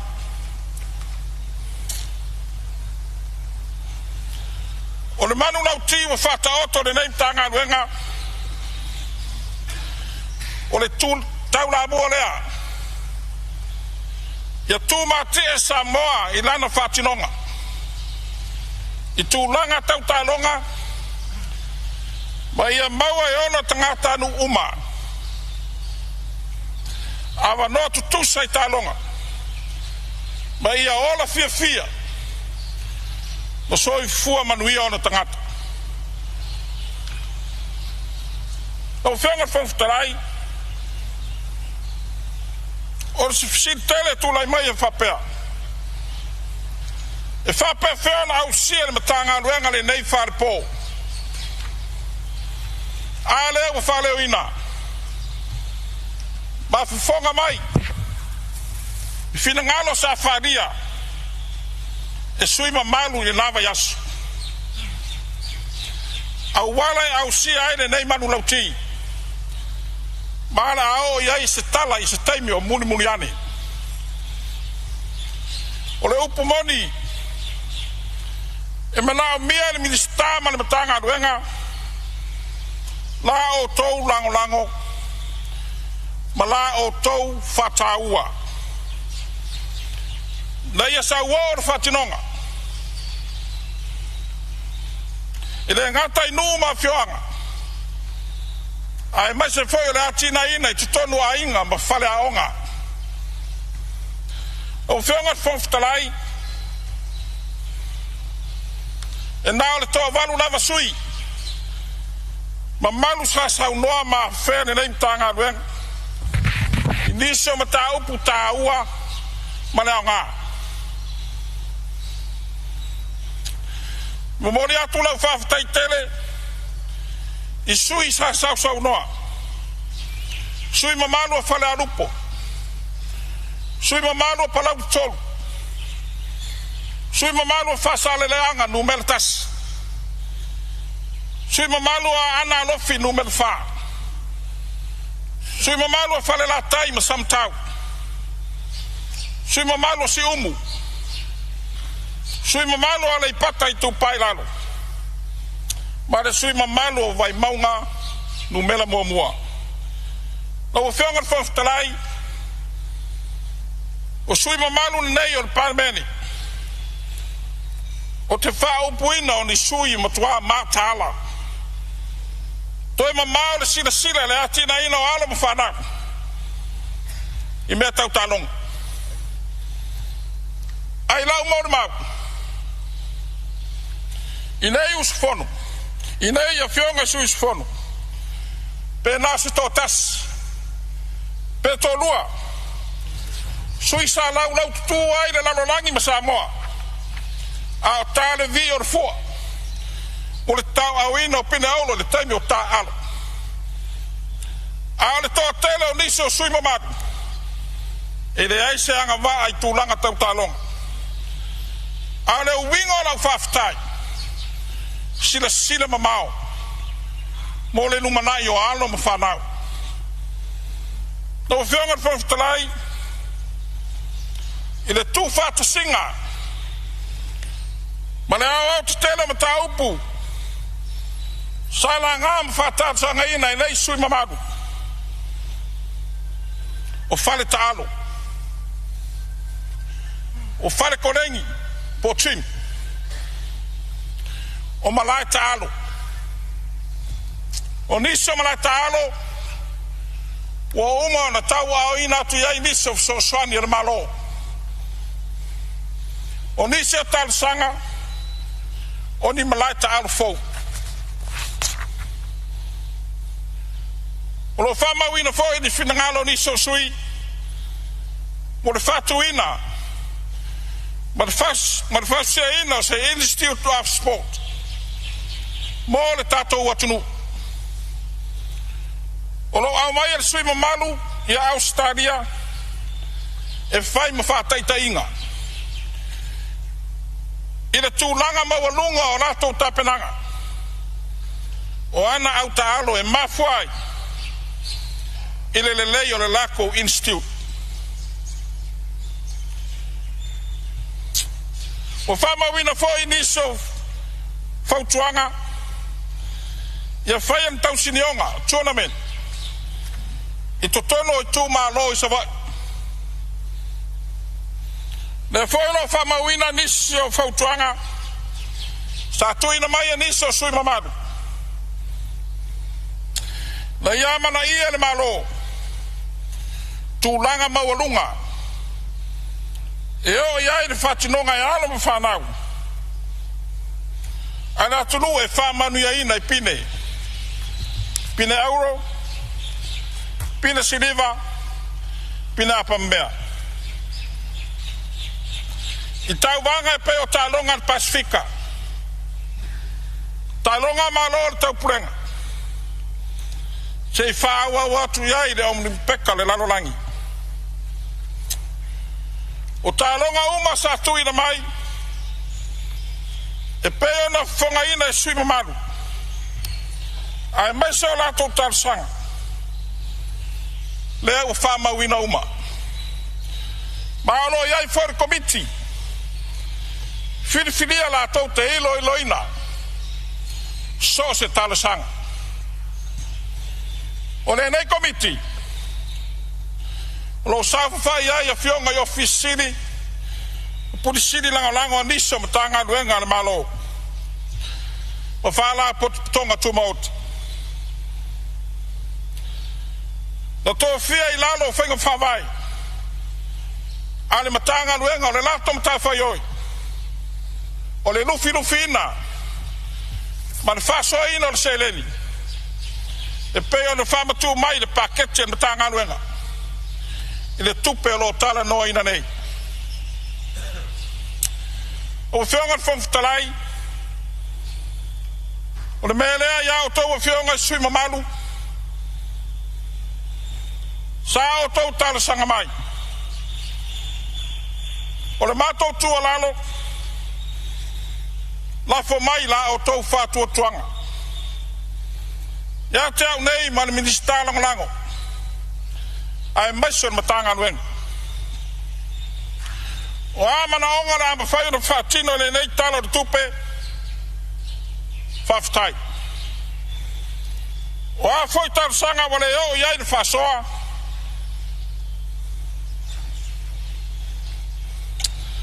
On lo sai de na talo de tupe le luolo fitu. Tato fama ta fai le lei. O fa solo maalia le tātou ngaluenga. O na tātou mauai leo le fia. Tātou tau nuai se tau nuunga le lei. E au pito sili atu no na matango fi. Na o whionga whawhtalai.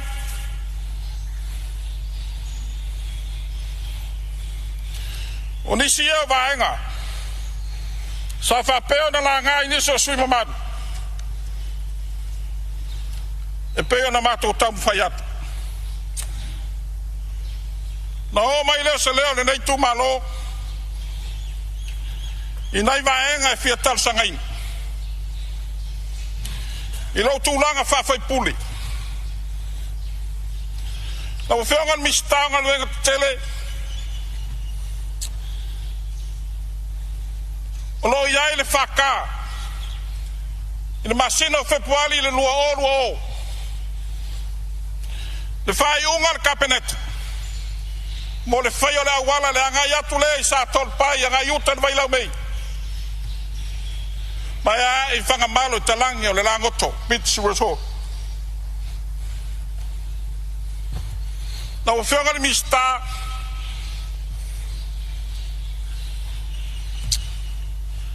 Sa au tal sangaina le whionga le mista le pai inga taluai. Ia e peita iane. E pei whatar sua. A ia mana tuole lei. O ti a kontoina le tal sang. Na o whionga le mista. O le soa vai. O le mātou nuu I whanga malouta. Ta talo atu. I le vai alo a ngai atu I sale aula.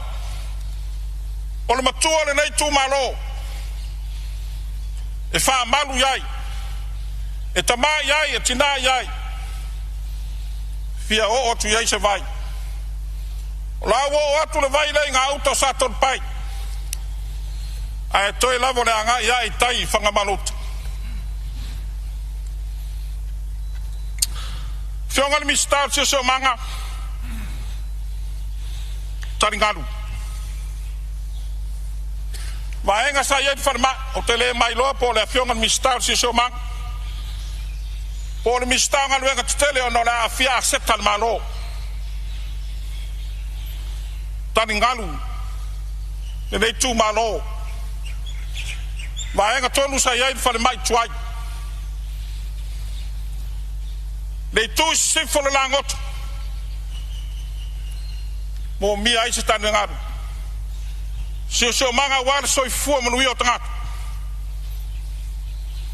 To lua sui fai pule. Le maota ne nei o loo vapeona. Iai pi tanga I talatu le langot. Ai leo mawhai na tala sanga mo se tanu ngaru. Me lea la wafiongan mi star se manga. Leo whao atu tau sanga sui o nei tu malo. Ia, le mistau ele ele. Ia le uso. Nā wato ai tau nu atu tau sanga. Ale iuni la kapia le tuatane. Mo le toi whao ngā ina o malai. La kapia lo yuta ni mesa iaile. A onga o vai poudi. Au whiongan whanftarai. Tasi le no foanga taua. Ne angaro no foanga sa wha puna whanau ai de soi fua o ina. Ma le ola ata mamai o tupulango so voi. Ai talo whai. Ua whai eri to ngala awa de forest. Me le la wafionga ni mista. To mai ala upule. A e oi mai nei e fai tai au wa leo te minista o ta long ya na o whionga whawhtarai na o mai le sa utala ili tapua inga le anga ele whaingo fie le whainga whiringa Samoa e ala na whainga palotan se mawai atu nei. O mori atu le nganga whawhtai le tapo inga. E le tu whale o tamao na matanga luenga le tu o tane. O whionga sui tai fono le kale sia man whatua. Lau sunga le toina. Palemene tau ili man pulenga la nganga na maunga. Lau sunga le toina pinelu. Man whaletua ia sea tata. Ma le mamalo le pulenga nga ngai fo maunga. O fianga komiti faton. Lau sunga le toina amuia se wala. Ma le fale tua ya tiresa. Ma le pulenga le tua sau. Fafitai mo le tapo inga. Fafitai mo rau tau tatalo. Ma lo tapoa. Pa ia le tato matanga luenga. I lo pulo far tala lelei. O a warti a konto ino le tanga luenga le tuotane. Ma i lava i patamea. Se ia pa ia tufta foi. I le fanga lo ina le tapoa inga. Ale lau o tambao le karisia. Awa fionga tai fono lau sunga toina stastime. Lau sunga fai lau tusur komiti. Amuia se wala. Ayar sa fainga o tambao le karisia o au Samoa matunui fafu. Ma lo tapuai. Fafu tait talo. Moni atu de nganga fafutai au au na le tua tonu se utu malo nganga yo le maunga nu mela lua. Lau sunga de faila tuso le purenga. Lau sunga ta vita krisimasa sala fiti. Mane fatua. Lau sunga de toina VOC. Lau sunga siaki umanga man fatua. Lau sunga tau simtanga luenga. Me titisi avao lau sunga fai mata man fatua. I lau sunga aria le patri man fatua ya funga lele. Fa fenga inga le faka side le. I lau sunga tapana tupola man fatua ya tevis. Fa fenga inga le kalesia le fale lua I satol pai msafa. Lau sunga de sosoni katolito zafa. Lau sunga de sana. I lau sunga pasta eri. Fai fe au AOT zafa. Lua sase lua bishop tapurenga. Bishop pipi mafo. O walota I fanga malo moa ma fanga malo lua. Ele fanga loina na yo matua fale nganga tau lo tonga viriamu ma le fale tua ya sango ma lo tapua fafitait talo wa hiu manuia feeling al tato tu malo e ala ina fainga palota ono la o to tapua talo.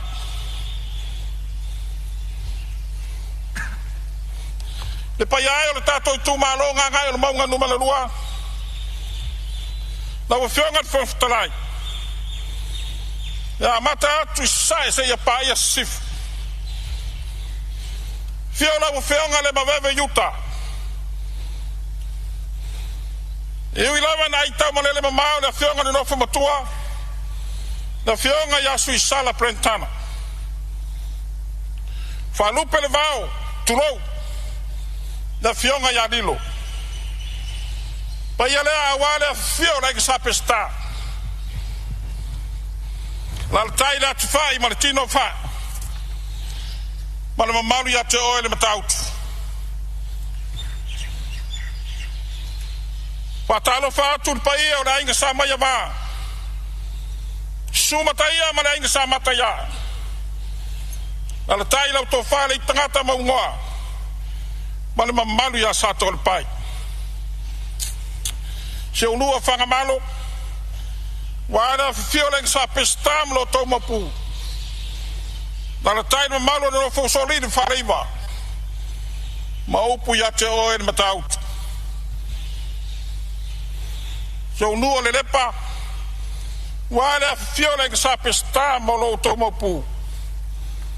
Na le tai le faleiva. Ma lo mamalu matau. Se o matou nui ia vao. O fio le maupu, lau sunga le ota ma le ainga sa le ota. Fio le ainga sa pesta. Tai na lo fosori le faleiva ma lo mamalu matau. Se o matou pito nui sa le. E fio alo lilo maiava. Na la tai lo toto fa, sa le tuna ma le vaina le lepa. Se o matou pito nui vai pauli. Ne fio pese sur suafa mautele. Na la tai le farfau su fia ma le mamalu ia teo le matau. O paia ia. O mamalu ia ulu fanua le tato i tu malo. Ia amata mai fanua tanu. Utia tele matau tu. Si ringa farfa maoi. Male ia vau. Tulanga ma fa lotoa se ia paia malo amata. Ai matua le tu. I fale torpai ma fanfanga malo. O tua vai tu.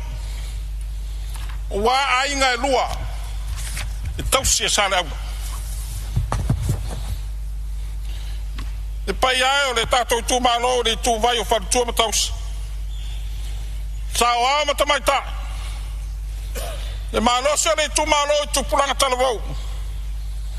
Se yo i alo ma whanau. Whaftai tele lava. Leo toi au mai lo tau whātua tuanga ni nei pai ainga. E ale le tofi whai pule. O la o tau pule rea. Moni foi le nganga whaftai, le komito, le fono whawai. I laua whionga le sui tai fono. Laua whionga i le lau tau whan sao whamoe tau e vile. Mane mamalo le komiti. E tu sai ma le tatou ngā luenga whai whatas. I le lufi ino le miliona, o le tatou i tu malo. I le paia inga taluai. Malo ngā lulue. I le whangalo ina. Nisi o tamari ma whai launga. Whale tua matause o le tu malo. Sala lango mai. A o ta pena atu mo le whai ngā palota. I lo tau anga le lei. I lo tau ngā lulue ma le whamaoni. Ma le le whalongolongo ti ngā. O leo wa tau ai manui o le tato whamoe moe. Lau sunga le ni matua. Mataia whai ngā suenga. Wa e wha e le lava. Ono lau sa ili malo. Wha malo, whaftai. Lau sunga le pule aonga le polisi Samoa. Sunga e lim tamai tai whai aonga. Whaftai mo whautuang. Lau whionga whaftalai. Nau mai leo sau whaftai i sui sa matou tau wā. Lau tō whangaru wau wema. E o tia le loto. Ona e tasi tā ua. Se wa muri o le nganu wau le tia o le uso o ri e tasi. A wā le pai o lo tō wā inga na pule. Ai ona o awa lo tu lai tofi. O le ala lea. Whaftai ta alo whatau sala. Lau tō whāwalu na whaitoa matai a katai mautekti. Whaftai. Ma lo ta pena. Ma lo whatalo whatamari. E le whangalo ina. E no fuasuafa se wa muri se o matou nu. Se wa muri utumisa. Se wa muri malanga tatua. Se wa muri fale ulu. Se wa muri fale vao. Whaftai la o tau whaia ia. A whai o la o tau whalo alo. Wa lafo mai ata wa wale tau singo lunu. Ale wa tino mai. Palota le lua olu atas. Palota le lua olu lima. Ne lava tātou te tutu whatas. Whaftai tele lava. Nau whionga whautalai. No atu leo se leo na itama whanau o seu tūmalo. Loa lalam papa au ya tunua maao. Whapito au ngafa se upu. Le tūmalo I sini Melbourne Australia. Whaftai mo la o tau soso ane mai. O aile au au na wo tau manatu mai ai. Wo tau wanga lelei mai. Wo tau walo lofa mai. Wo tau fo ai mai. A wa maria o ila o tau whalo alo. I le mawhai ono o tau laula wina o tau swaf. Ai leo pua o ele sila whanga le atua. Lo o tau wafuriringi. O le tatalo lau tau sui. Ia whamanuia le atua. Se o tinama tua ia la sanga. Ma se o a inga sa su fiai manase I Australia. Whaftai manatu mai.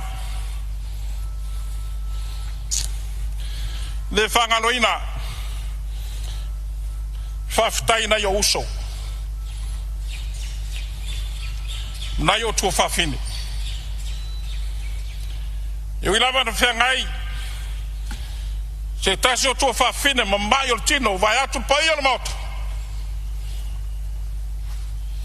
O le tua whaivavenga.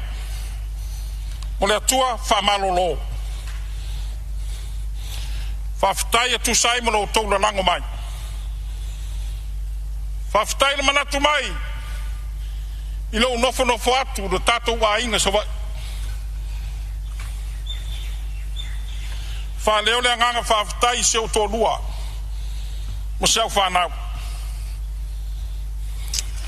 Se o watari o lo I air kolis whawhaiwhau I malua.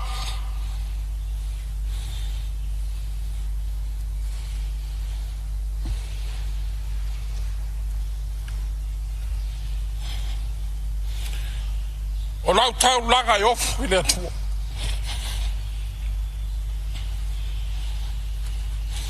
Ono sai malo teli.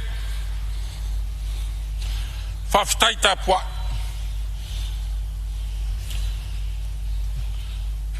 O te manuia le palota le lua olu atas. Ai au I malua. Ia o ki topo le lua olu atas. Lea la e whau ina nei ia November la sonua sifuluiva. Lua olu lima. A lea ua utulai o au al Windstar Cabinet. O le pai a inga lona sifulumalvana. Whaftai atali. Whaftai tani mana. I le nganga whaftai. I la wafionga profesa. Na usunga le pule man whantua. Ia inga whaiaonga man mamanu ar kolisi manua. Whaftai atu saimala o tau tutalo. I lo o tau whamanuia mai. A wale whainga whilinga le atunu. Ia, ana whatai leo sa mato leo. No whionga whanfutarai. Na seu no mato vai whanua. A le nganga whaftai man whamalo. E tu sai ma le tapua inga se o tatu tu malo. O ai foi wale o atu iai sa upu. E leo pong sai de sila whanga le atua. Ai o lau tatalo. Le atua pula te tele. Ia tau I atu ia na wala le ma sila fia le sila manavai. Lo o tau afu toto. Ma lo o tau o afu liling. Lo whiongat whanfutalai. Talo fai se o tō lua. Tōlu sifulma le ono tau sanga o au na le malo e ala le whai aonga.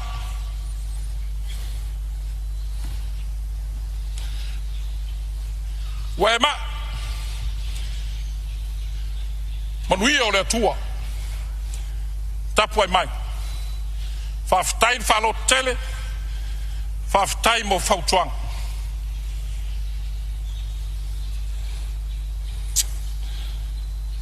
Mori atu le ngang whawhitai lau whionga i le sui mista.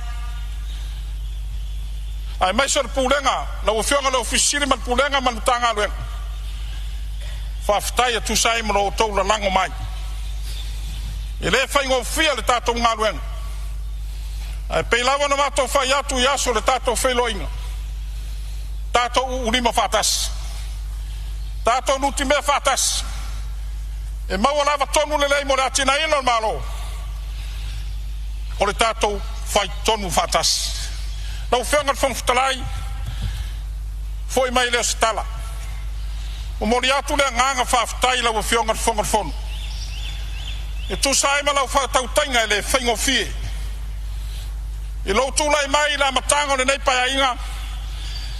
Wha malo whawhitai. Malo le on sa. Malo le whapalpale. E ei lava taimi e te le tau sisi e le tūla whanu tūmau. Ai wha mua le tātou wā whaloloa. Pamanuia le atua lau tūlai mai. Nā fwoi se whawhonga mai le pai le nei Palemene.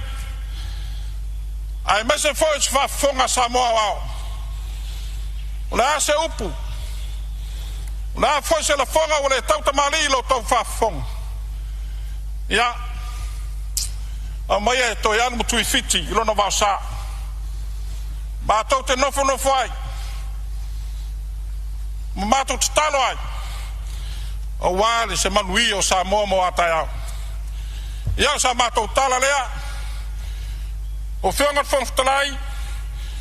Tātou te talo whai whatas. Ia manui Samoa.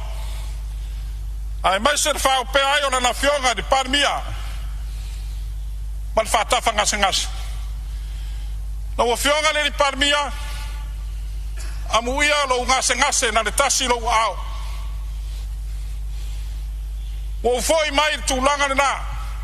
Lua afe sfultolu. Nanga whawhitai, le whionga taitai o le tuangai. Mo le vaenga o tongina o lopine e 5%. Whapea ai o le atutongi atoa. Se lau tolu sfulu afe lopine. A leo se fulu lua tausanga. Talo an toi whafoi mai e le atua le ola manamalos. Me lea i whionga di taitai o le malo o no sai. Maloto teni. Ustai di whatonunga al fōma. Te toi foi mai foi. Toi whapopo le atua nisi tausanga se 5 o walo soi fua tautua. Manuia lau whionga al whawtalai. Manuia whionga sui Palemene. Pai o le kapenet. Na o whionga taitai. Le tuangai ma le sui taitai. Whangia le atua. Manuia le nei Palemene. Manuia whalulunga matanga luenga mwhalapo pitonga tumaoti. Lau sunga whai lau tusi. Ma lau fisar whono. Whawhitai mo tape nanga uma. Whamanuia le atua lau tau soi fua tau tua. Sanga tuluia le atua lau tau malos. Ma whafua loa le atua lau tau soi fua. Whamala malama le atua. Me pong sa warthenga yei mananga luen. Ia manuia tapo inga sau tu malonga ngai maunga lua. Tātou whailoai. Ina sār tātou whainga me. Manuia le Palemene. Manuia le nei tanga luenga talonga alanga oa marfia fio tangata. Ia ai ola tui fiti le lofo le atua. So i fua mai manuia.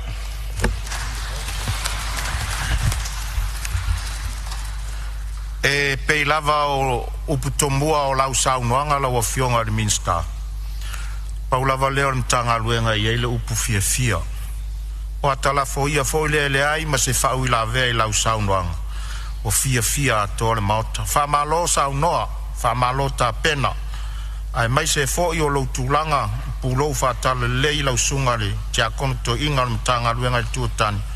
Whamalo whawhitai. Alo whangia le tua lau soifua ma le walawina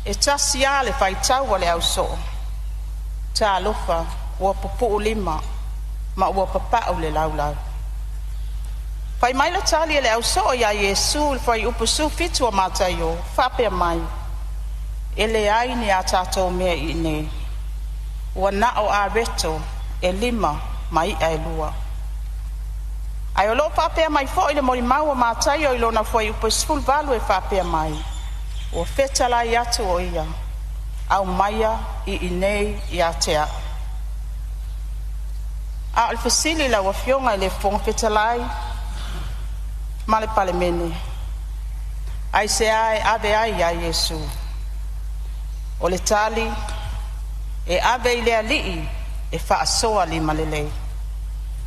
O le whaasoa tutu sai tangata uma. O le whaasoa e le whaapito manui atas. E tutu sai le poto ma le valea. Le maalosi ma le vai. O le taualoa ma le taualoa. O le tangata ofisa ma le whaifatoanga. O le ainga e ma ale le soifua ma le tamau ainga. Ma le ainga e te le lona tamau ainga. O le alii e malia ai lo mana o i mea lelei. A wā o ia o le alii e whaasoa li malelei. O lona lua, ia ave i le alii e lava matatoe. O le ala popole lea o le auso. Na o na tau atua i a reto e lima mai a lua. Tasi ale paitau o le auso. E le lava, e le tofu. A le taua lea o le ave i le alii. A wā o ia o le alii e lava matatoe. E na te whaalava so tale e lava. O mea wale o iai le tau apa le malo. E tali tonu e whaau e le alii. A whai wa uti il whaasoa e tali tonu e whaalava e le alii. A whai whai wa papau le laulau e iai le tali tonunga e tau masua sua i le alii. A wā o ia lava o le alii e lava matatoe. E pei ona moli maul fai upe lua sfulu a mātai o. Ona a ai lea o i lātou malava. Ua mā o ona. Ua lātou fue toe ainga. Ua tumu ai ato e se fulu ma le lua. Laua fionga i le fong fetalai malpa ia o le tātou mauta. Ai se a. Ina ua ave i le alii whaasoa li malelei. Ina ua ave fo i le alii e lava matatoe. Laua fionga i le fonga fetalai e whapena se langona ma se manatu i le whaasoa li malelei o le atua i lon tamau ainga. Ma le popole vale o le auso i le uti o le whaasoa i mea ua ia maua.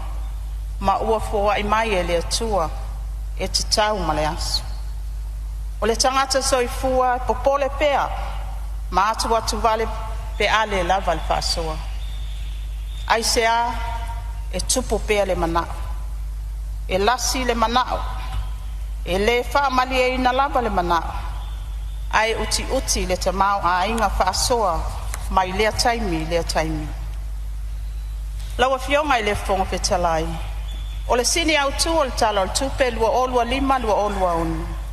Samoa tu lai maia.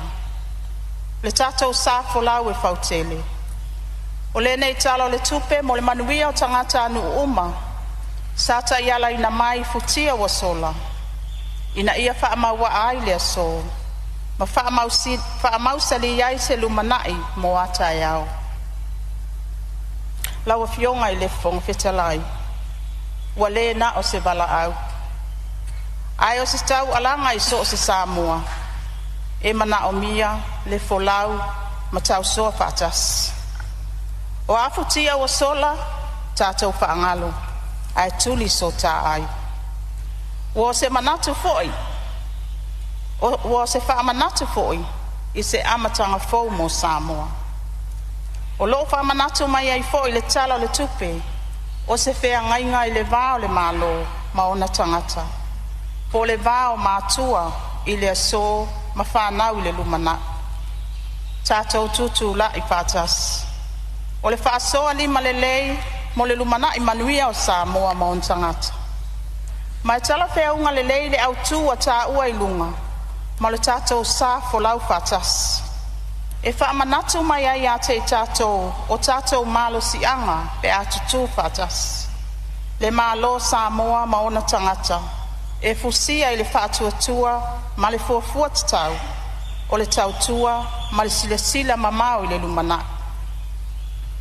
A tātou iai le tausanga whaai ua le taiala mo le lumana I manuia o Samoa, ma le amatanga o le paia inga lona sfulvalo le Palemene o Samoa. Wa whaamanatu mai fo I le autu I le tātou whaamoemoenga. Ia o tātou manu malo, ma whaaya ina mai whaafitauli, ma lu I tau a tuana I atu. E ala I le siitia o soifua manuia o tātou tangata. O le tūla I mai o tātou a inga, a wā le manuia lau tele o nuu ma la alfanga.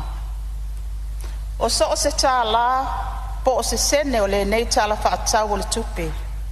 E iai lona tāua I se tina o lo tau fuafua lan whaasoa. Ma se a whawhine po le atali o lo tau wha umala na onga mawalunga. So o se sene apa, ia whai lea ma wha manianga. E toi wha fo iai le mamalu, wha tupe a vanoa, malalanga le lotonga tasi tono a lalafanga ma ainga. Tātou tutu lai nei, wha tuatua ma le wha maoni, le wha tinoina o lo tātou wala awina. Ai se ai tā wai le nei au tū. O le wha awa wina o le malanga le ta iala mo lumana I manuia o Samoa, ma wha mautu wana folfolanga. O le wha malosia, ma wha mausali nuu, ma malu pui al soifua manuia o lalafanga. E ala le tausia le lei o tātou wala ngā oa. O le tātou tutu lai pātasi e fausia si Samoa, a wāu ngā tupulanga fōu maona tangata uma. O le nei tala whātau o le tupe, o loo whaavai le whaatuatuaina, le whaamoemoeina, ma le tali tonuina o tātou tangata. O loo tātou tutu lai whātasi e tasi le whatu, o loo tātou wala awina ina ia tasi Samoa. Lawa fionga I le fonga whetalai ma le mamalo suyus fono. Tau lava ina o whaamanatu, o anga tau aloa ma anga tau sili, ma maenga tāua e ave ai le wha mua mua le whai ngā malo. Ia tū mau le tal tonunga e wha avai le atua Samoa. Ma ia wha tū mau wina le soifuanga wha keusiani. Wha tū mau wina tū ma ngā nu mamalu o Samoa. Wha mamalu wina le pule a tangata nu o Samoa. Wha alo alongia le tamali anga o tangata nu uma, ma pui pui ala tō wai atu tau. Ma wha manino tiu te whai tangata nu uma o Samoa. O vaenga tā ua e ave iai wha mua mua. Ia tafi e sea fuala au whaasai na uma o le aisa marijuana maisi. Wha malo sia le tafi e sea o sa wanga matanga mai te tono a inga uma o Samoa. Ma ia toi wha foi le nofo whealufani ma le patau siai o le atunu. E ala I le ngangana wha alo alo e whisota iai. Ia wha malo sia le malo le atunu. Ma le au nanga le matanga luenga o leo leo ma matanga luenga o loo iai mata whaioi o le pui pui ngā malu o le atunu. Ma ia wha amalo sia ma wha atu mawina le sootanga ma tangata nu o Samoa o loo alala I atunu I whafo. Lawa fionga I le fonga whetalai. Moli atu le whaftai ma le wha amalo I le mamalo suyus fono uma le Palemene. Sa sau noa le tala whaatau au tu o le tupe lua o lua lima lua o lua onu. Ai mai se le komiti o tupe maua ma tupe tutongi. Mo le li poti le mai ai o le ilo ilonga. E peo na whaatino ai whaatatanoanga ma mtanga alwenga. Ma whaalapot putonga le malo. Whaamalo whaafitai mo le ngalwenga mai ai a. I mata upu sala ngai sui mamalu. O le au tau mawhai e wha manino, ma wha lau tele mo le sila fia le Palemene, ma le mamalu o le atunu o wha fonga mai. O te wha marulua tu lava I lo vai rupeina o le saunoanga lau fionga ni minstar mtanga luenga tupe. Wha marulua tu o lea o tatu tau numai tatu malolonga, a le a maua le avanoe wha awa wai lau saunoanga matango fie pe ato e taliu mani malolonga. O te whasisilatu whatati e se nei tau mwanga whono o whai tula whono mo lana malo longa o leo outi.